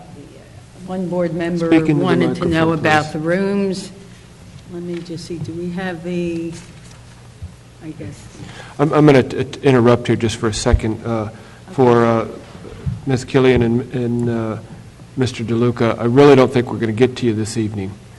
You're welcome to stay and, hope against hope, but I don't think it's going to happen. Okay? Fair enough. I won't say anything else. Yeah, we will carry it to next month, and we will hear you next month. No further notice is necessary for the public, because we're hearing you next month. This is the notice.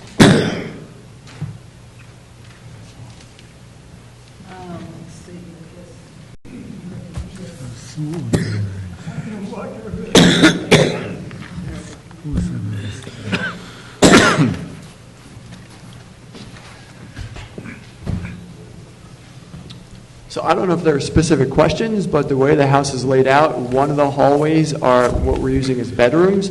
I think technically there's 14 bedrooms. We're not using 14 bedrooms. We're probably using seven bedrooms. So there's 10 full baths on the property. And so we're using some of the 7 rooms as bedrooms, some of the rooms as common rooms and common areas, and in some of the bedrooms we're simply using as meeting rooms and meeting spaces. So how many people are living on site full-time now? 7? 10. Some share a bedroom. 10 plus a supervisor? 9 plus a supervisor. 9 plus 10 a total. supervisor. And you said some share a room? Some share a room. Where are the students now? Like right now, just out of curiosity. Probably on campus or at the house. Without supervision, though? Without supervision. Okay. Yes. Joe lives there full-time, but he's obviously not there 24/7. Can't be, right, yeah. So I was curious because I wanted to know if there were other people that were supervising as well, times like this, for example. Not at every moment. Again, there are 7 other full-time missionaries on campus, and so if Joe is away for the weekend, one of the other ones will cover, and then actually that happened recently. So Is Joe here? Joe is here. Is Joe going to come up here? Perhaps you might want to introduce after you're through, so we can just take a look at Joe. A lot of pressure, Joe. Joe Good. can stand Get a up. look, get a good look at Joe. Joe, how old are you? He's tall and handsome. Okay. If I could just follow up on the bedroom. So the way I counted it, I actually counted 16 potential bedrooms that have access to full baths. And what you're telling us, I guess, is that, in several of the bedrooms, as they're today, there's 2 people living there. So really, the capacity is about, by my calculation, is 32 could live there? Technically, I don't know. We would never plan to have 32 people living there. I don't think that would ever work. But if there are 16 bedrooms and you can fit 2 in a bedroom. 16? I counted 16. I counted 14. Oh, okay. How many bathrooms are there? There's 10 full baths and then 1 half bath, so 10 and a half baths. And so you use mainly the bedrooms that have a full bath? That's correct. And the other rooms are used for Bible studies or meeting rooms? Yep. If Brother Jude were to meet with somebody, he could use one of those rooms as an example. So there's, Brother Jude sometimes comes, as we heard, twice a week, and what does he do there? He would meet with the students. He might, he mentors a lot of students. He mentors a lot of the staff like Joe. So St. Paul's Outreach would hope to encourage a more religious life and perhaps going into the priesthood? Absolutely. Or it would encourage evangelical behavior, religious behavior? Absolutely. That's your mission is to encourage a more religious lifestyle. This is why we exist, yes. And you attract students that want to live that way. That want to live that way and agree to live that way, and we think can live that way. And you supervise it. I know when I went there, it was neater than any dormitory that any of my children ever lived in. And so I suppose you have some strict rules about keeping things neat and clean. Yep. All the guys would have weekly chores to do. All right. Again, I think I really... Okay, so let's ask some questions for Mr. Moshe. Mr. Moshe, you have 9 students there. You have 1 supervisor in the residence. And I also saw that I could estimate as many as 30 people if you occupied double rooms, with, counting, could have that many there. There is no plan for St. Paul's to have more than the current number of 9 students? It varies. Next year, I think we have 8 students who we've accepted into our program. So, do you rent out rooms to people who aren't in the program? No.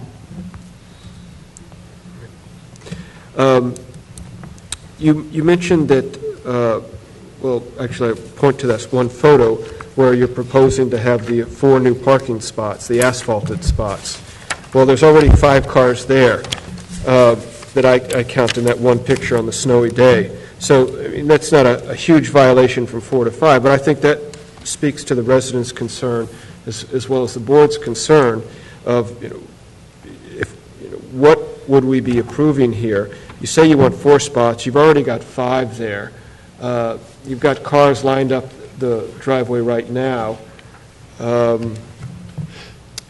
don't even know if I have a question here. It's more of just my concern that you just start lining up cars, pack in 30 students, and I don't know if there's is there a legal way for a board to limit the amount of cars or students? And I mean, they could park them along. The applicant could stipulate to limit it. If the board would like, we would agree to a limit of 12 students in the future, that we will never have more than 12 students residing there. And we would accept that as a condition of approval. And with the parking, we actually have some orange red tape up there now so that cars can't park where you see them parking in the... Oh, yeah, you on think the you're going to leave that there? Oh, never mind. The other question I had is something that you said, you're holding events at Seton Hall, and you said until this is resolved. Meaning those Monday night events, we would like to be able to host if there are a manageable number of students, if there are between 24 and 30 students, we would like to host those. Again, there's 12 times a year max that we would have this event. So the Monday night events are those 6 times a semester events? That's the one and the same? Okay. Yes, Okay. yes. Those are the ones that are now moved onto campus that we would like to have 12 times a year in the house. And you move them onto campus when? At the beginning of this semester. But you had been holding them on previous Monday nights? Yes. Okay. Most of the people that come to that, are they driving? Some are driving and a lot are walking. A lot are walking from campus. So if I'm there, I'm driving from Warren, I'm driving there. Again, we would be happy to, the reason why we're not striping the driveway is because we think it would just then look like a parking lot, but if that would be helpful and say we're going to limit it, we could very easily tell students, you got to walk.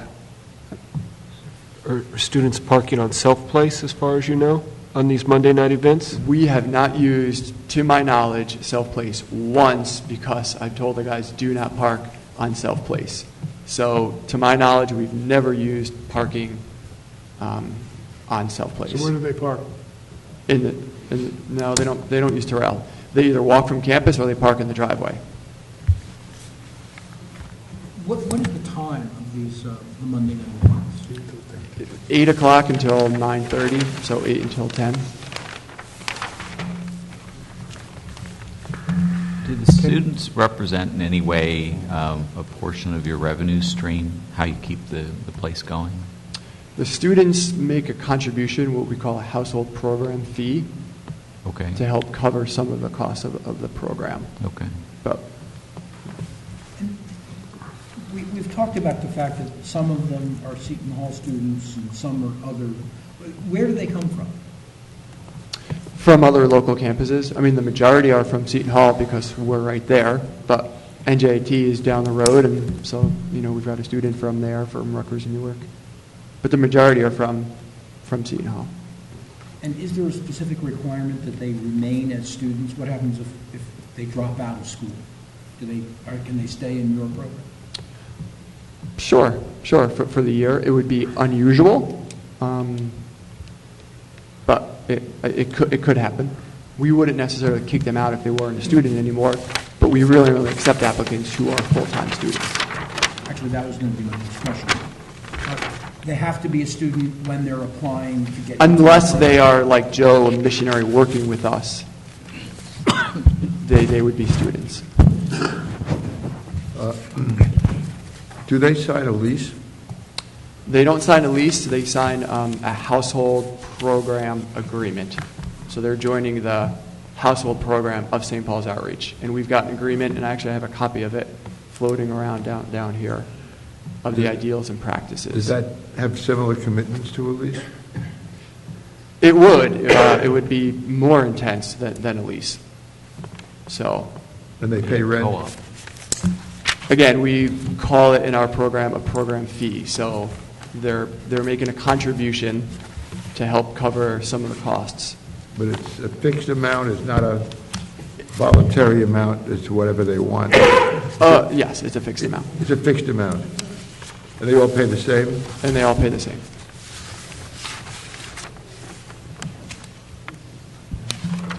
Does that payment include food, or do they buy their own food separately? So that payment, it's a little confusing, but the way we do it is it includes food, and we take a portion of what they pay and we give it back to them every month, depending on how many people are there, and we give it to them, and then they do with it what they will to buy food. So they're responsible for buying their own food, for shopping, and for spending it. Is there a household staff of any kind that serves them, similar to a fraternity house or a dormitory? Or is there a cook, or is there a housekeeper? It's the men themselves. It's part of the program. So they cook for themselves, or they clean for themselves. So there's no household staff? There's no household staff. There's administrative staff. There was some mention earlier about staff that's there during the day. Only one person's there.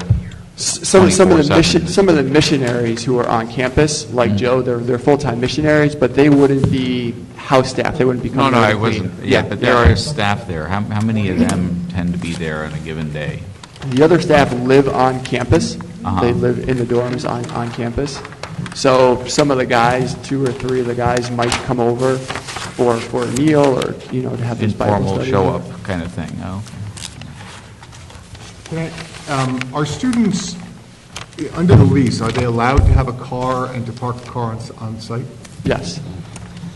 So if you had 12 students, you could have 12 cars?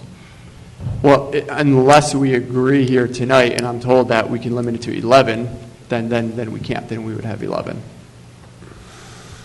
But as it stands, they're allowed to have a car? Yes.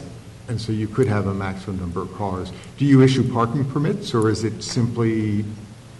It's simply we know who lives there and whose car is whose. Do these students use the Seton Hall cafeteria or the Seton Hall parking deck as well? Some of them. But they have to pay for those things separately? Yes. Yep. Just like a commuter student would. Right.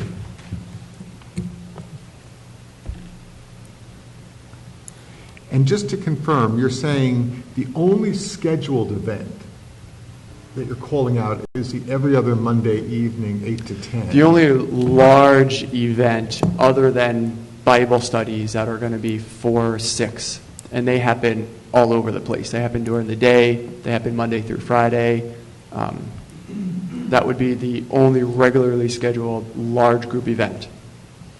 And you're saying no public mass ever, maybe something for the residents, but the chapel is not, this is not open? Correct. Absolutely not, yeah.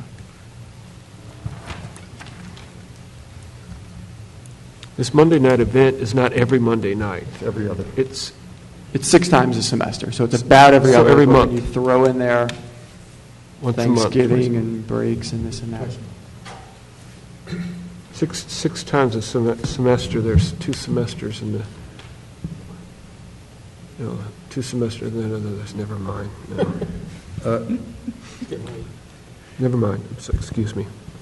In order to be eligible to live there, do they also have to be enrolled full-time as students at Seton Hall?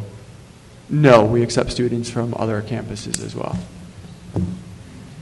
So, But the vast majority are from Seton Hall, but that's not a requirement. but is there any requirement that they be something in order to be able to live there? We don't have a requirement that says you have to be a student, but that's who we work with, that's who we serve. I guess we've never written it in because it's somewhat implied. So can any young person apply for residence there? Sure. Anybody could apply. So they wouldn't have to necessarily be a seminarian or a religious student or a student? And anybody could apply. But that means going through an interview process, and it would become fairly obvious to us very quickly if this person didn't want to live there and we didn't think they could actually live out these commitments. So you would then not approve? Correct. Who makes the final approval, you? I do. Just so we're clear, they're not seminarians, are they? They're just religious young men, right? Correct. They back in the day, they were seminarians. They're not Oh, no, seminarians. it was implied earlier that some of them are in fact in the minor seminary That would have program been at Seton Hall. No. None of them would be in the official formal minor seminary at Seton Hall. Okay. And can I just clarify your offer of a maximum of 12 students? So that would be 12 students plus at least 1 supervisor?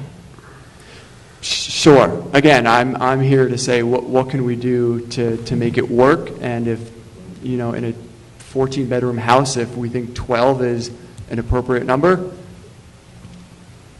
then we can limit it to 12 students plus 1 supervisor.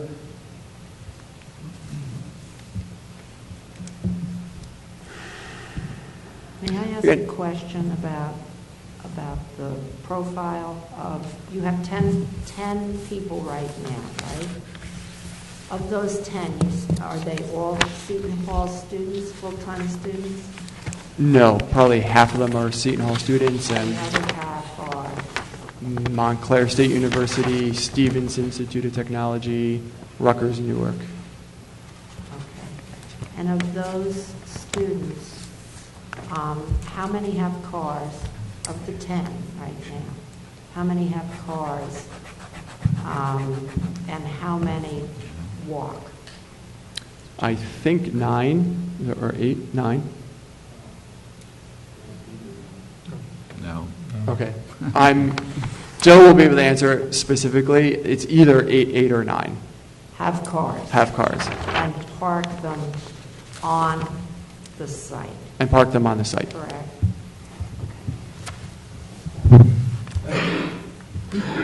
And is there anything else about the student profile that you think would be important for the board to know? How old, what do they range in terms of age? What is the age of the oldest of the 10 right now? 24, and that would be Joe. And the youngest is 19? I don't know for sure, but probably 19. And it's written into our rules that we don't permit minors to even spend the night there, so it wouldn't be below 18. And I'd be happy to share the household, we call them ideals and practices and guidelines. So, Does other than women who cannot stay overnight, are there other, if somebody had a guest that wanted to stay overnight, is that an option? Yeah, it happens infrequently, but if someone is flying in from out of town, or we've got the extra room, so. Thank you.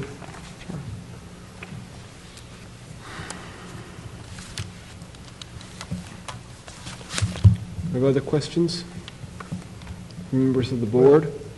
Yeah, I'm not sure you can answer this, but given your description of the use, particularly of the chapel, and the fact that the chapel is not used as a public church that people come to on Sunday for Mass or on some day of the week for Mass, why are we being asked, or why are you presenting that the parking load is only related to the number of seats in the chapel? Because we use the chapel for our meeting space for the other large group events, that's where we would meet. So we use the chapel for prayer, for worship outside of Mass. That's where the students would gather on Monday nights, for example. So we don't have Mass there on Monday nights, but that's where we're actually meeting. Right. But I think the point is that it's a little bit of convoluted logic in that you're basing the parking on the chapel when in fact the real driver of the parking demand is the number of people that are living there. So I thought you were going somewhere else with your question. I was thinking that. Well, it's a very, I mean, my point, I can go a lot of places with this, but Yeah. my point in raising it is the nature of parking load for a house of worship is from 8 a.m. to 1 p.m. on Sunday. People come, they stay an hour and a half, 2 hours, and they leave. And then for the other 6 3/4 days, it's a vast emptiness of the parking lot, right? And so the load, there's an attempt in the law to try to find a happy medium and to say let's not force there to be a one-for-one parking lot that's just empty most of the time. We understand it's kind of elastic demand. It's very different from an apartment house load where cars are there all the time, coming in and out, and therefore the demands are quite different, right? It's a very different driver of load, and the way you're presenting it is as if it's a traditional house of worship, and yet I think from your description that's not what's driving the parking load here at all. Okay. Okay. What if just hypothetically, this was just considered a single-family residence, with an New Jersey's expansive definition of what a single family is? I was surprised years ago to learn what New Jersey courts consider a single family, but there you have it. And if this were considered a single family, they wouldn't even be here, would they? Well, it's a single-family zone with a single-family house on it. They would probably meet the setbacks and you'd be fine. That's where I thought you were going with your... No, it's another place to go. Rusty, what confuses me the most is that you have students from different locations. And I just can't buy most of the stuff because the only time if a student is at his, let's say, Stevens Institute, most of the time he should be at Stevens Institute in the day. Montclair, the same thing. So I see this place as a place to sleep at night. More like an apartment. Yeah, this is exactly right. So that on weekends, they may do some of the things he's speaking about. But I cannot see if I am going to Montclair or I'm going to Stevens Institute, which is all the way in Hoboken. Some of these activities are kept active. What time is their school and what time is their worship? So I just want to believe that this is more than what he's saying. This is just an arrangement. Well, we all live the same life, but the time that we spend together is basically after I finish my schedule in school. That's one of the main reasons why morning prayer begins at 6:30 in the morning, because no one has to leave before then, and dinners are 6:30 at night when most of the students are back. Are there night classes? Of course. But what about a weekend? What's the question? What happens on What weekends? happens on a weekend? The students would be students. They would live there. They would do their work. A lot of them have part-time jobs. So you don't think this is another name of a fadom? I think if you read through the household ideals and practices and agreements, I wouldn't think so. Ms. Gould, do you have any opinion as to whether this is a single family? Is it an apartment building? It's just, I'm a bit at a loss. It has elements of various things. I would agree, and that's what, I'm sorry, we were having a sidebar about the gray area from a land use perspective as to exactly what this use is, because it's very fact to us, I think. My opinion is it's fact sensitive, in the fact that there's some money or something being exchanged adds an interesting wrinkle to that. And I don't have a good opinion at this point, but I'm not sure. I'd like to explore that a bit. The prior use of the property by the Salesian brothers, I don't believe that they were required to pay a fee to live on the property.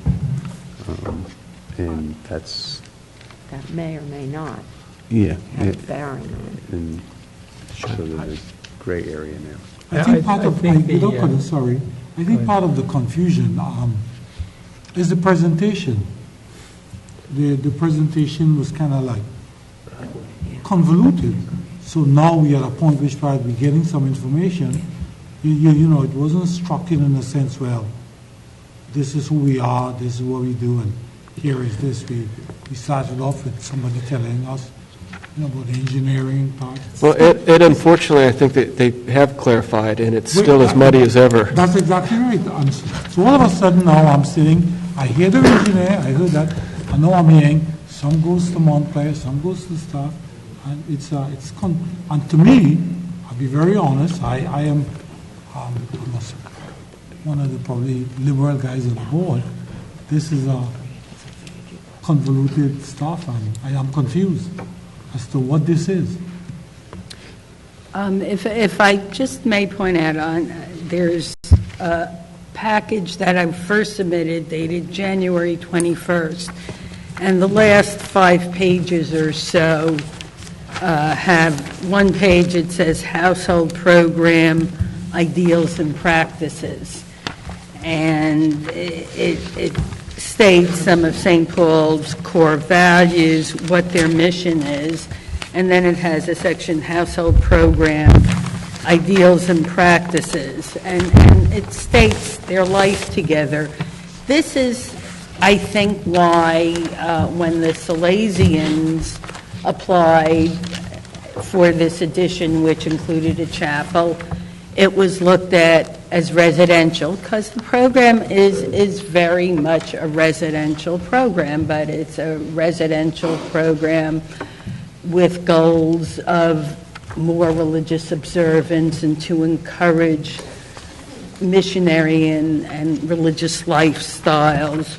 Some of that is in the pages that were photocopied from St. Paul's Outreach annual statement. Then they have their standards of appropriate conduct, the rules that the students have to agree to live with. This is an unusual kind of mixed use. It's primarily residential, and that's why they wanted a house in a residence. And perhaps our planner could really wrap this all up. She's the next witness and the last witness. But let me keep going. But I haven't heard about anything about the missions that they do, where when they're not in school, what are the missions that they take on? Do they leave and go to Africa? Do they leave and go to wherever and do mission and come back? And now you're going to say, well, the planner is going to come and pull this all. But is the planner going to tell me different to change my mind that this is a convoluted approach of bringing some guys together to live together, an agreement to live there, and then some go to school and you don't have to be in school, and it's crazy to me. Well, it is a hang-up. Well, I do think it's a hybrid. It's unusual. I don't think it's necessarily illegitimate. Whether it fits in the neighborhood is another matter. Do we have any other questions? We need to keep moving on. We have other questions for Mr. Moshe. Mr. Dwyer. I think what I'm trying to understand is, because of the mixed nature of the use and what the board's concern and probably the public's concern is, what impact this use has now and what impact it can have going forward in the middle of a residential zone. As you've admitted, it's not purely residential. There are other uses that are going on there, religiously oriented. So I think the question that we all have is, what's the maximum impact that will have on a homeowner who lives next door? And sadly, this discussion has not been had before, so that's why we're having it now. So Mr. Dwyer is asking a very pertinent question, and we've kind of hit it at various angles. So you want to answer that? You may have already answered it. What is the maximum impact in some sense on a regular basis or on a one-time event in a year? What can the residents expect? On a monthly basis, the largest impact would be the Monday night events, which is where you're going to have, excuse me? How many people? 25 to 30. Is that in addition to the residents? No. So 25 to 30. The majority of whom Once a are going to be month? walking from campus, so there'll be students walking from Seton Hall onto the property. And on a regular basis, I think the impact is there's 10 people living there. So there's just going to be, cars coming in and out. I mean, let me ask you, with regard to your Monday night events, let's assume we were to go forward and approve this, and decide that you could have your Monday night events. How about, would you be able to accept, I mean, you're basically a minute walk, less than a minute walk from Seton Hall. I mean, couldn't all the cars park at the Seton Hall parking lot? And then everybody walk over to your event? Yes. Sounds like the Mary.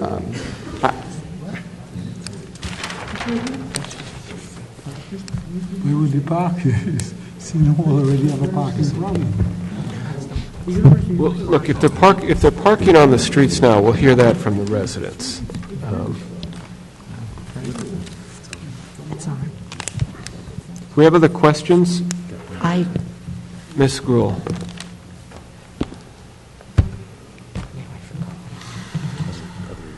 Yeah. Are there other examples, comparable examples of your facilities where you said somebody mentioned New Brunswick? Yes, Brother Jude works with Yes, campus Brother ministry as well. Now, at do Rutgers. they run comparable to this?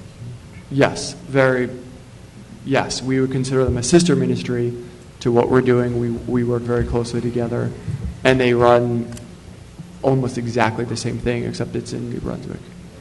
Are there other examples or other facilities that you have that are operating that would be maybe of interest?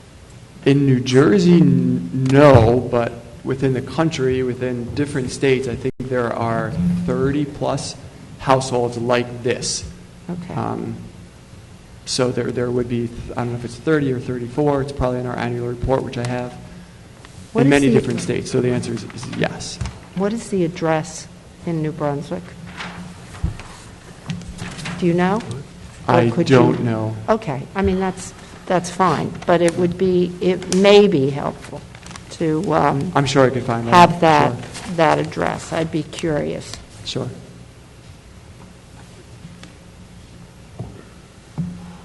Thank you. Any other I have questions? another question, because I'm worried, I think one of the concerns that everyone would have is an intensification, right? So let's say there are 9 people and a supervisor who are living there, that's 10 people. That's enough for full court, 5 on the side, basketball. So let's say that SPO wants to build a basketball court in the backyard, and now they got games running like behind Baird Rec Center 5 nights a week. That's a different impact on the neighbors, right? And that's just one example I can think of. Sure, and we would not want to have that kind of impact. We wouldn't look to do that. This is, this begins to feel more and more like the question of 12 students renting a large house and turning it into their residence, right? With some rules and with some other things, but it begins to feel more like that question and the question of how that impacts a neighborhood. Well, one thing I'm thinking of as we go through this, and I want to hear more, and what you all think about it also, is this place has to be used for something. It's going to be used for something.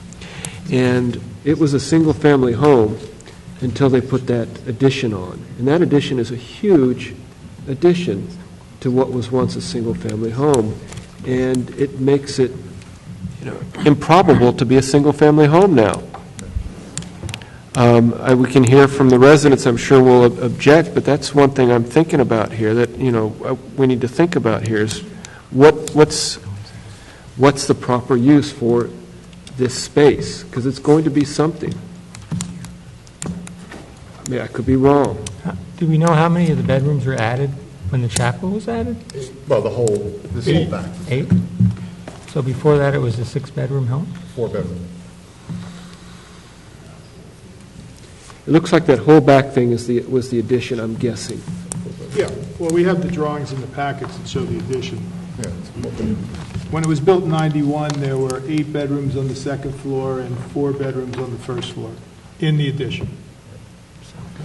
So It's honestly hard to 12 plus imagine 4. it be used for, I mean, for anything else with all those bedrooms in there, you know? It's like, Actually, that was one of my questions. The downstairs rooms on the plan that I saw are labeled small group meeting room, spare room. Obviously, on the original plan from 90 or 91, those are labeled bedrooms. And obviously, all of them have full baths attached. Are there beds in them today? In 2 of them right now, there are, and they're not being used. Those are guest rooms.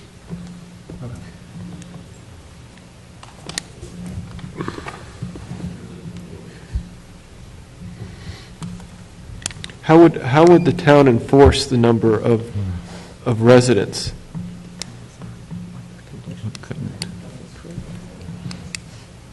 It's not meant. I'm not meant to. I'm putting you on the spot, but I'm not meant to blame you or impugn you, Sal. But how is there any way you can't do that in a normal single-family home? Please, everybody will get your chance. We'll hear you. I want to hear you, but I'm asking Mr. Rinda a question. Well, the building code, based on the house, the way it's laid out, and the size of the room, the building code would dictate the number of residents that could stay, that could live in the house. The zoning code does not limit the number of bedrooms, or the size of the property. But with the way this house is constructed, they could put in many more than. I don't know the building code. That would, we can direct that to. You don't know whether the building code department. would allow 32 people in the building. I don't know. It's based on the size of the bedrooms, and actually, Mr. Don, you could probably weigh in. Depending on the size of the bedroom, whether or not you can have 2 people or 1 person in each of the bedrooms. If there's 15 bedrooms, then easily the rooms, the way they're laid out, could easily be laid out. there's 10 and a half bathrooms. Conceivably, you may be able to get.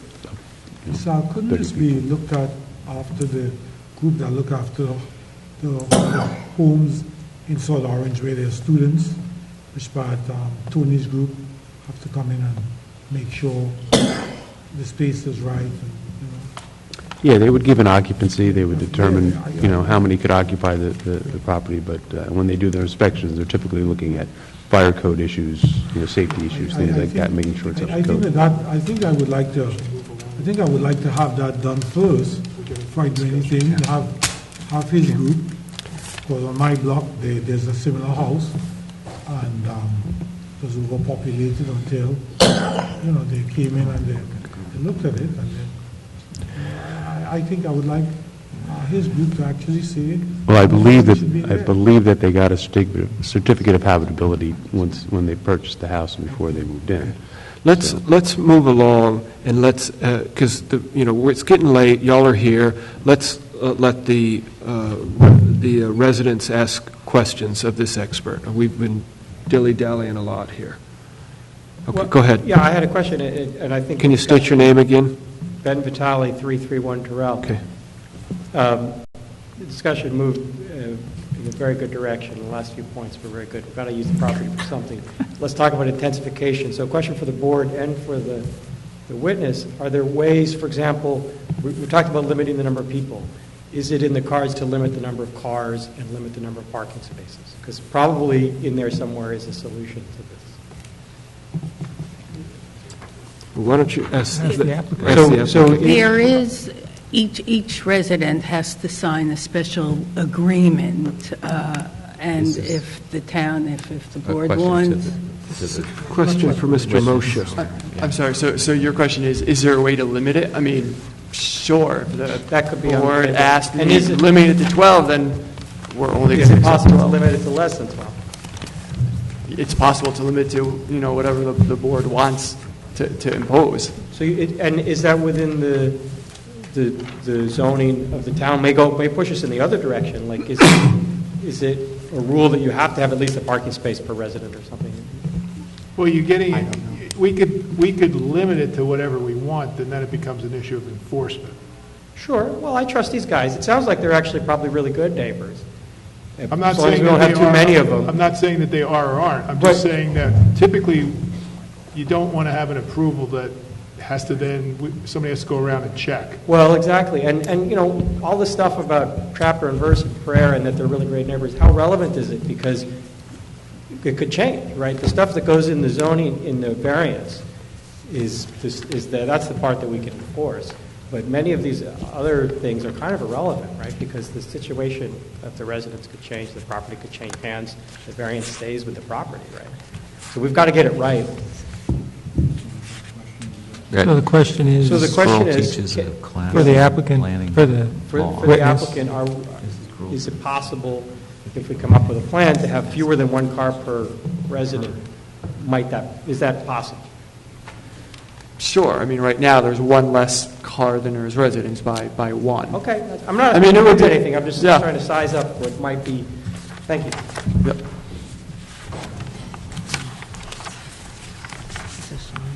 Clarence Jones, 321 Irving Avenue. My first question would be, this is a structured program that runs... microphone, please, Mr. Jones. This is a structured program that runs a specific time period, correct? How long is the time period?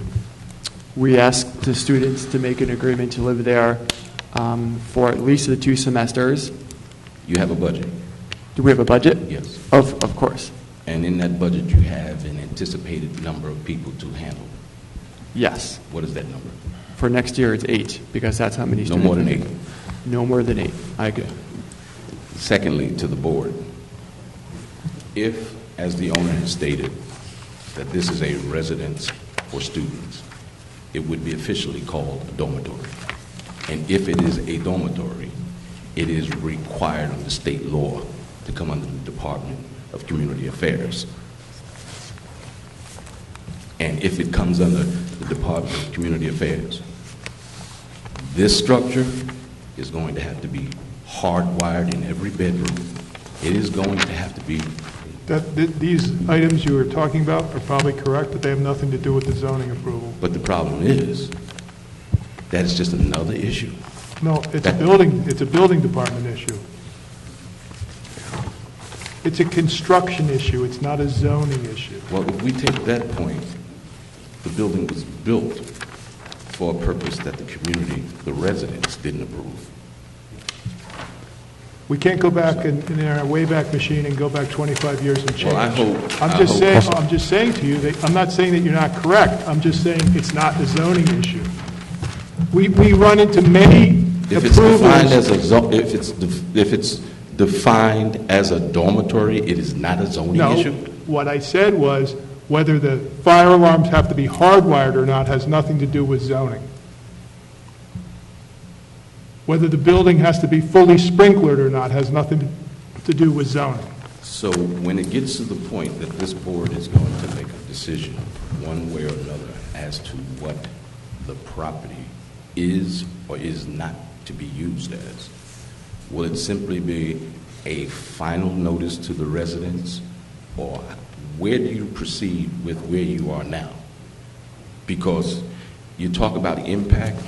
There were 2 residents here who simply wanted to add on to their house that they probably pay $30,000 Mr. Jones, a year. Mr. Jones, I'm going to ask you what we ask everyone who comes to the board, is to follow the board's procedures. Okay. We're at the stage in the proceeding where the applicant's presenting their case, and the public has an opportunity to ask the applicant questions. At the end of all this, But as the a public will resident- have an opportunity to make comments. But as a resident, don't you think I have a right to make points that I am aware of that you At see the not to? at the end of the case, yes. At the end of the Okay. case, But right now, You have to ask We him what do this, questions. we've done this over and over. Everybody will have the chance. Is it or is it not a residence? It is a residence. Okay, and you officially stating that to the board now? That it's a residence, yes. Okay.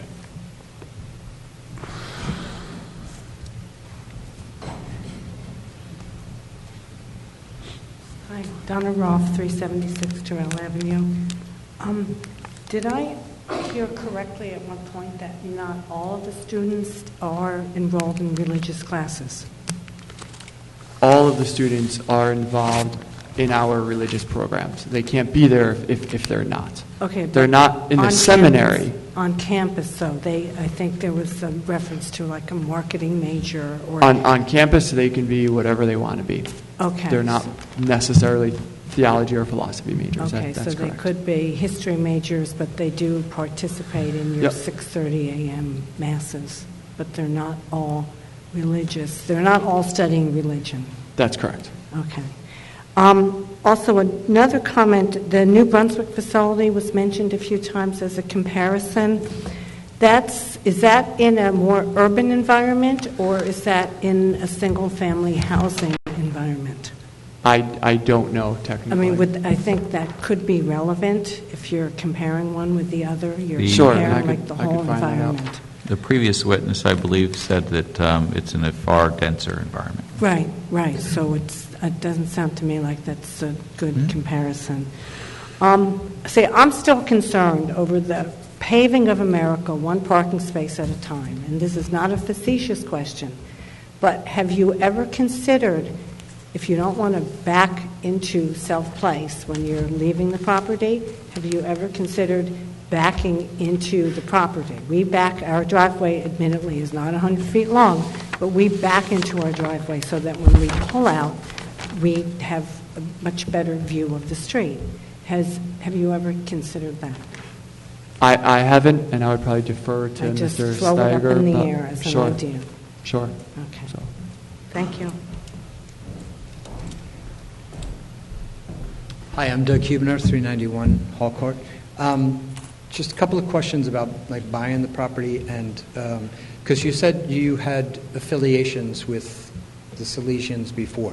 So how many times have you actually come to the property before you purchased it? When we began at Seton Hall 5.5 years ago, we were using it on an almost weekly basis. Okay. And how many people were living there when you purchased it? The seminarians at the time were not living there, and it was a priest. I think there were 5 priests. There was 2 priests. Okay, but Okay. and Oh, then, 2 so priests, when you purchased this single-family house that 2 priests live in, that you were coming to all the time, did you think to maybe go to these guys first before you bought the property and find out if you could use it in the way you're doing it instead of kind of springing it on them tonight when you're just asking for additional parking spaces, plus us, the people who live here? I mean, would it have been a better idea to get a clear vision of what the property was going to be and present it to the town when you just went for your COs and went for your, to show? I mean, I'm a realtor in town. I know the difference between when somebody buys a house to live in it or one of my clients wants to rent it out. He's got to get COs. He's got to go through. Do you think that the town should have known what the purpose of the property was going to be used for? Yes. And so I think your question is, therefore, why not? We spoke with the Salesians, and we consulted with an attorney, and actually I spoke with Mr. Renda even before this with some of the questions. And the Salesians, my understanding, again, which I think is incorrect, was that the owner needs to apply for a variance. And we asked the Salesians to do that, and they said, look, we've been here 20-somewhat years and have never done that. It's going to raise more questions if when we're selling it, we're applying for a variance. And we were told by them, this is just what they told me, I don't know if this is true or not, they said they're allowed to have 22 people living there with the way when they added that addition. That was the number that I was told. We were allowed to have 22 people living there. And charge the room and board. That was not part Again, of these it. questions are really not relevant there. You're asking they're about coming- attorney-client privilege. You're really, I'm not we're asking here. about what he said to We're his here attorney. asking for. Yeah, and I'm asking him, did he consider what the impact would be to the people who lived in our town when he was buying the property not to use it as a single-family home where 2 priests were living, where he was going to charge room and board, where he was going to have a lot of people live there with a lot of cars, and he was told, let's not ask these questions now because it may impact the sale. That's what he just said. And again, in hindsight, we should have been doing this 9 months ago, so admittedly. Correct. Okay, so beyond that, what's the exit strategy? Because the Salesians didn't stay. That's germane. It's going to impact me. I live down the street. The Salesians sold the house to you. You're asking for a variance on a different usage where it's going to be allowed to have students live there with 10 cars. You guys are great guys. I know, well, we'll find out. But that's what you're attesting to. When you leave, who comes in next? Well, you could ask that same question, who comes in next, right, if they're not here. It's a different opinion. We're not. No, because now it's being used for room and board. People are paying room and board. It's not a family. I can deal with rowdy neighbors. There's not going to be 20 of them. But that's the point. Is the other point of just to ask you asked that's a statement that you should make to us. Okay, I apologize. It's not his job to consider what comes next. Right. Just like when you owned your home, the Yahoo you sell it to. Right. Well, okay. So it's a question to make a statement put to us. Okay. And that's fair enough. Okay. Then the other thing is to answer a question that you asked. A developer could easily go in there with that property and put in single-family houses, maybe 1 or 2, come up with a plan like they're doing for Irvington Avenue, but with single-family houses. I live on Hall Court. They could call it Hall Court West. And they could easily just put in 2-family houses in there, if that's what it came down to. The other thing is, that property... you got to have a question. You have a question for the witness. I'm answering your question. Just ask the witness a question, please. There are houses in my prison.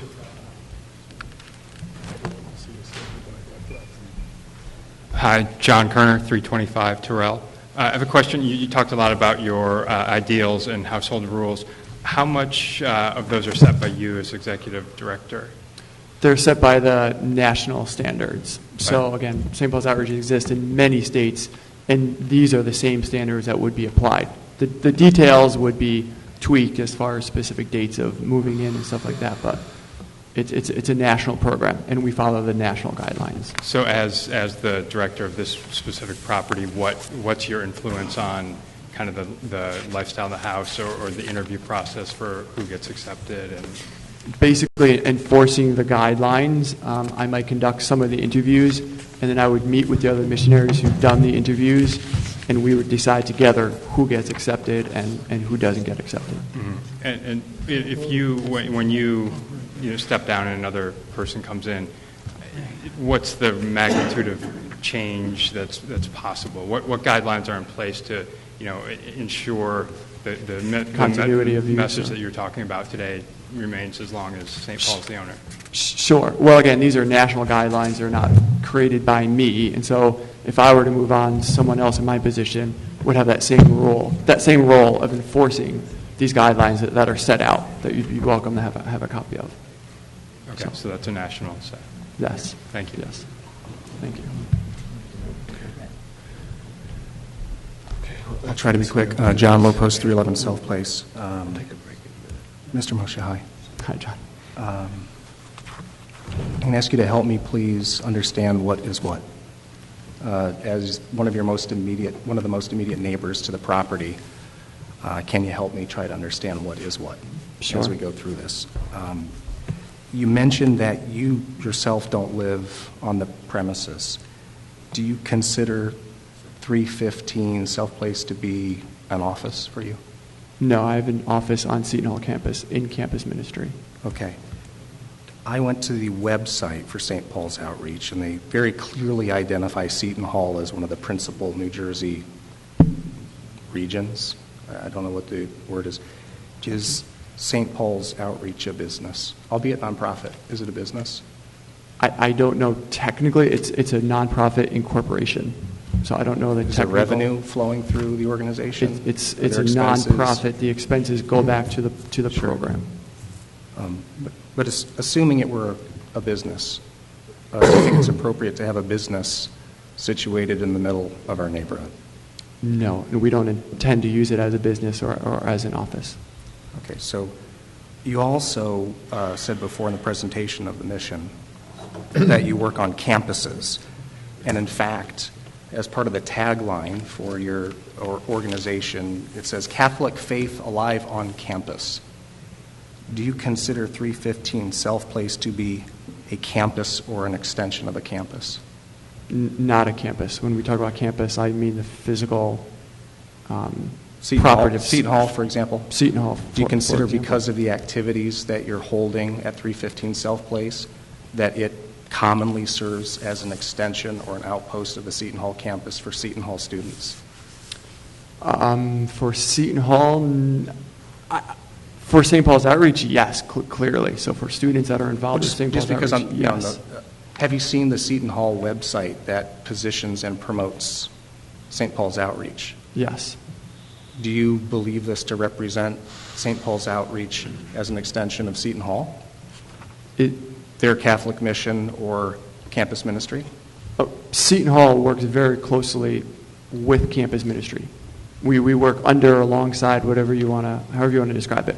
But we have a very good, close working relationship with campus ministry. Okay, so I'm trying to understand: is it a business? Yep. Is it a school? Is it a campus? And what you're doing on the property? I'm going to ask you to help me understand, please. Sure. Definition of family. Now, we've heard the word family a few times. There are probably wide definitions of family. We think of family a certain way in our residential neighborhood. Last Sunday was Easter. I'm Greek Orthodox, so next Sunday's Easter for me.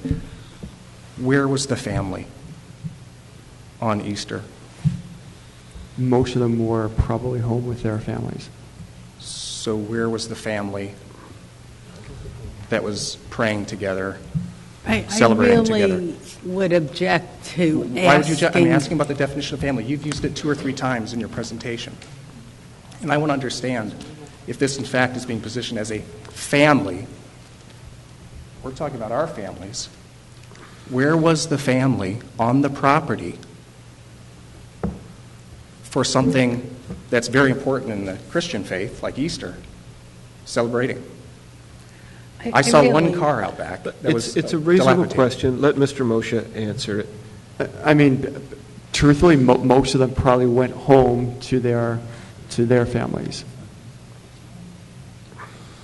So which is their family?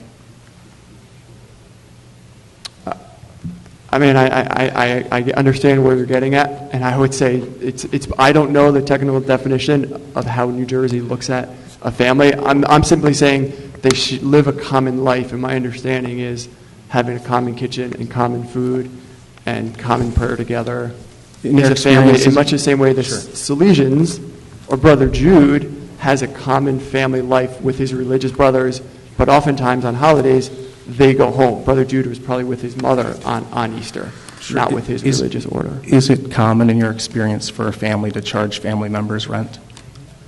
No. Actually, I can brings up a question. Nobody asked you, how much do you charge the residents for monthly rent? $690 a month.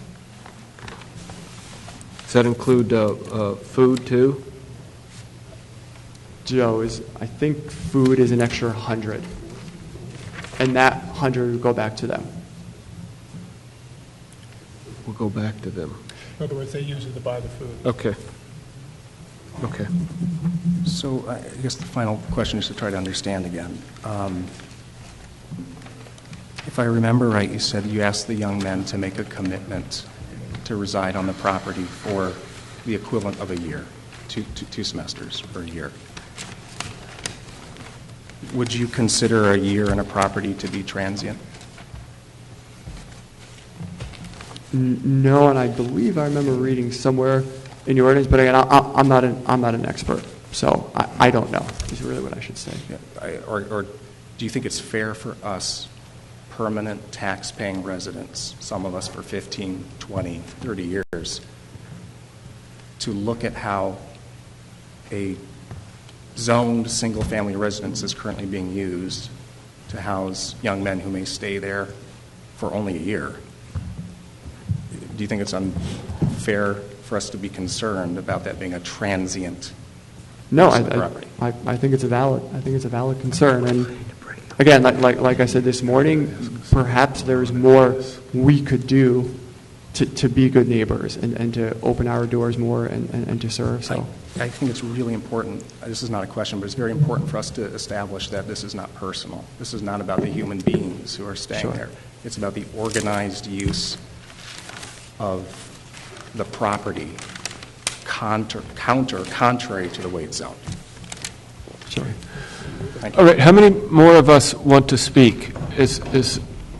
How many more residents want to ask questions?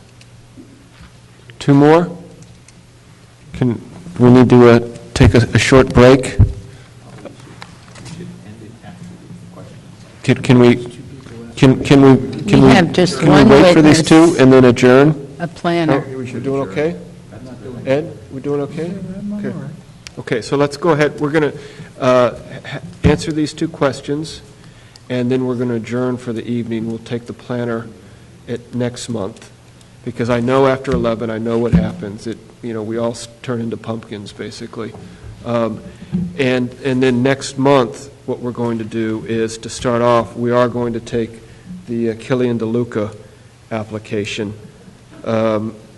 first, and then we'll continue on with the planner, I assume you have next. Ms. Birkenwald? Yes, I have a planner here. Okay, yeah, because... I think the testimony would be 15 minutes. I doubt it. We're not doing it. No.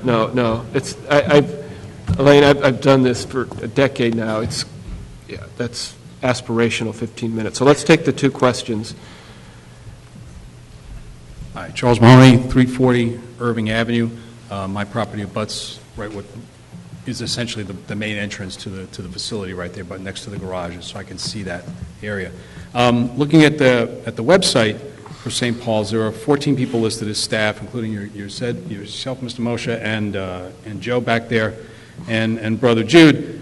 I'd just like to get an idea of how often these folks are going to be coming back and forth to the facility, because that will impact the number of people that are going to be there, the number of cars, and the volume of traffic, both in pedestrians and in vehicles that we expect to see.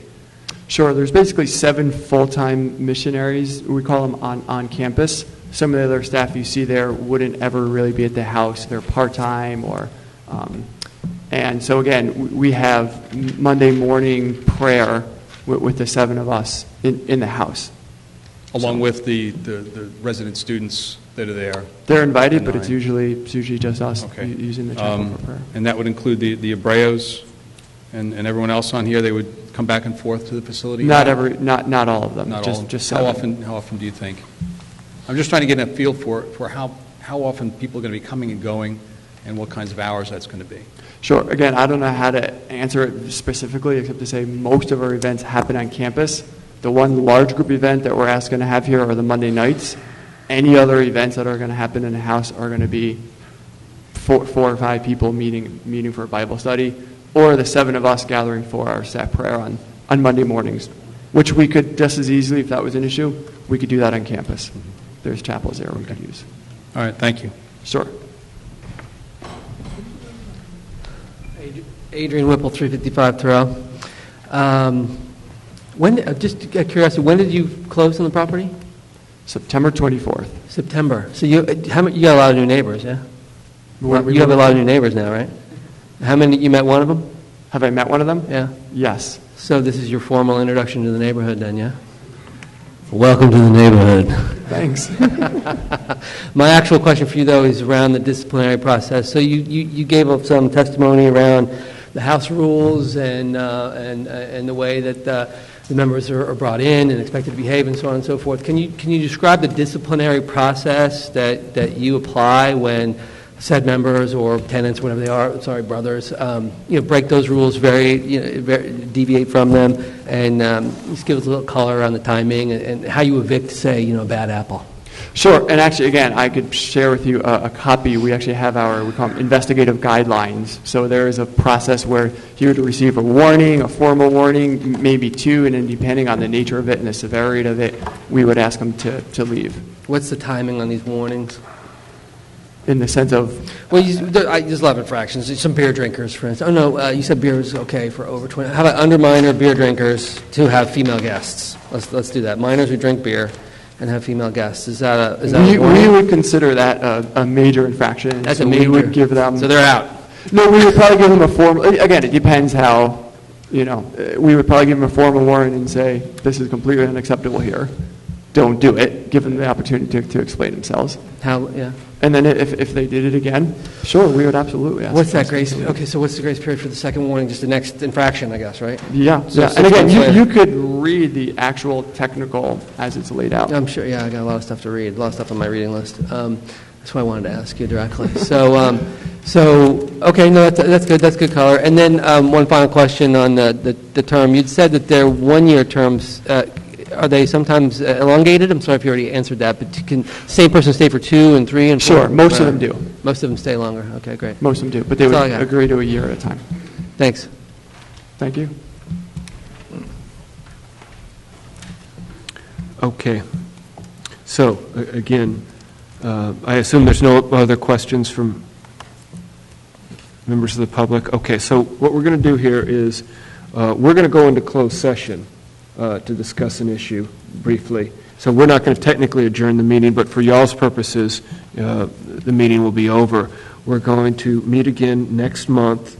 We're going to take the Killian DeLuca application and hear that, and then we'll resume, assume with the planner for St. Paul's. Is there going to be any other witnesses that you contemplate, at least for now, Ms. Birkenwald? No.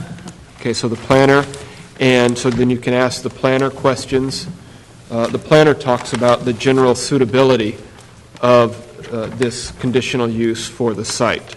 So I assume people will have questions for the planner. You will then be allowed to ask us questions or and make statements for and against the application, and then we'll debate and come to some decision. I ask the applicant's attorney to please provide a brief memo.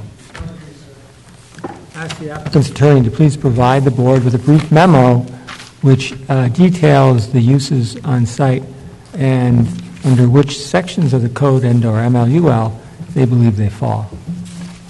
The uses on site and the sections of the code? Code and/or MLUL under which those uses fall. So And that, the MLUL sections. right. So that we know exactly what it is you're asking. For the Certainly, board. okay.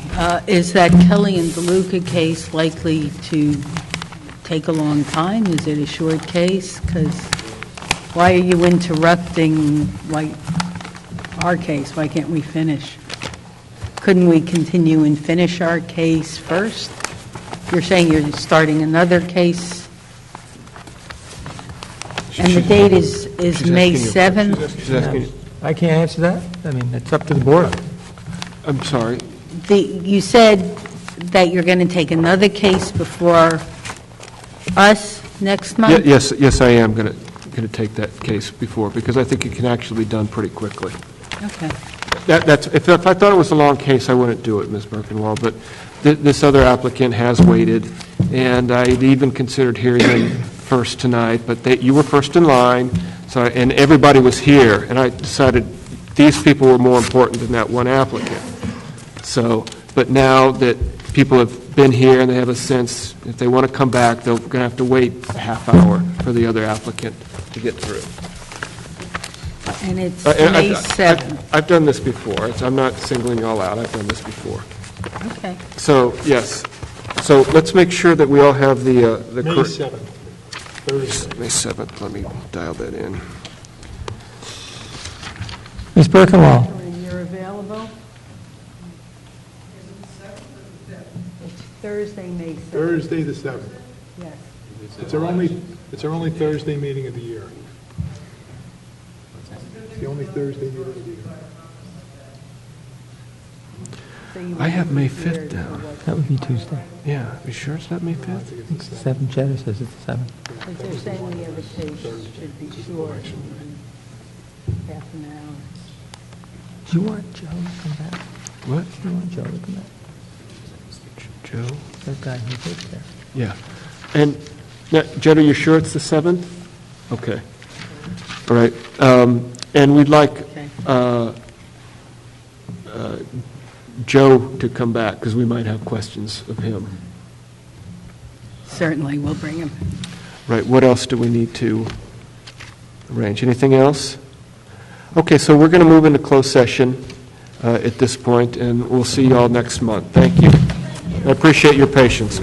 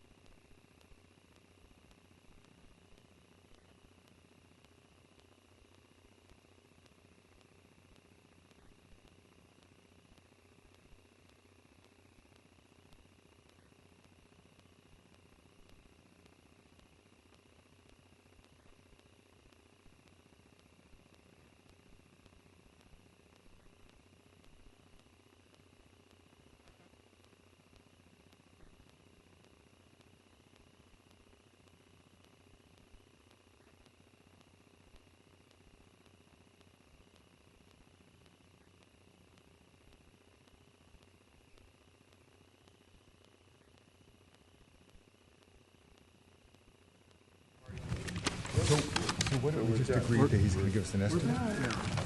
Okay, we're back on. We were discussing pending litigation, closed session. We're now through with closed session, and we are adjourning the meeting. Thank you.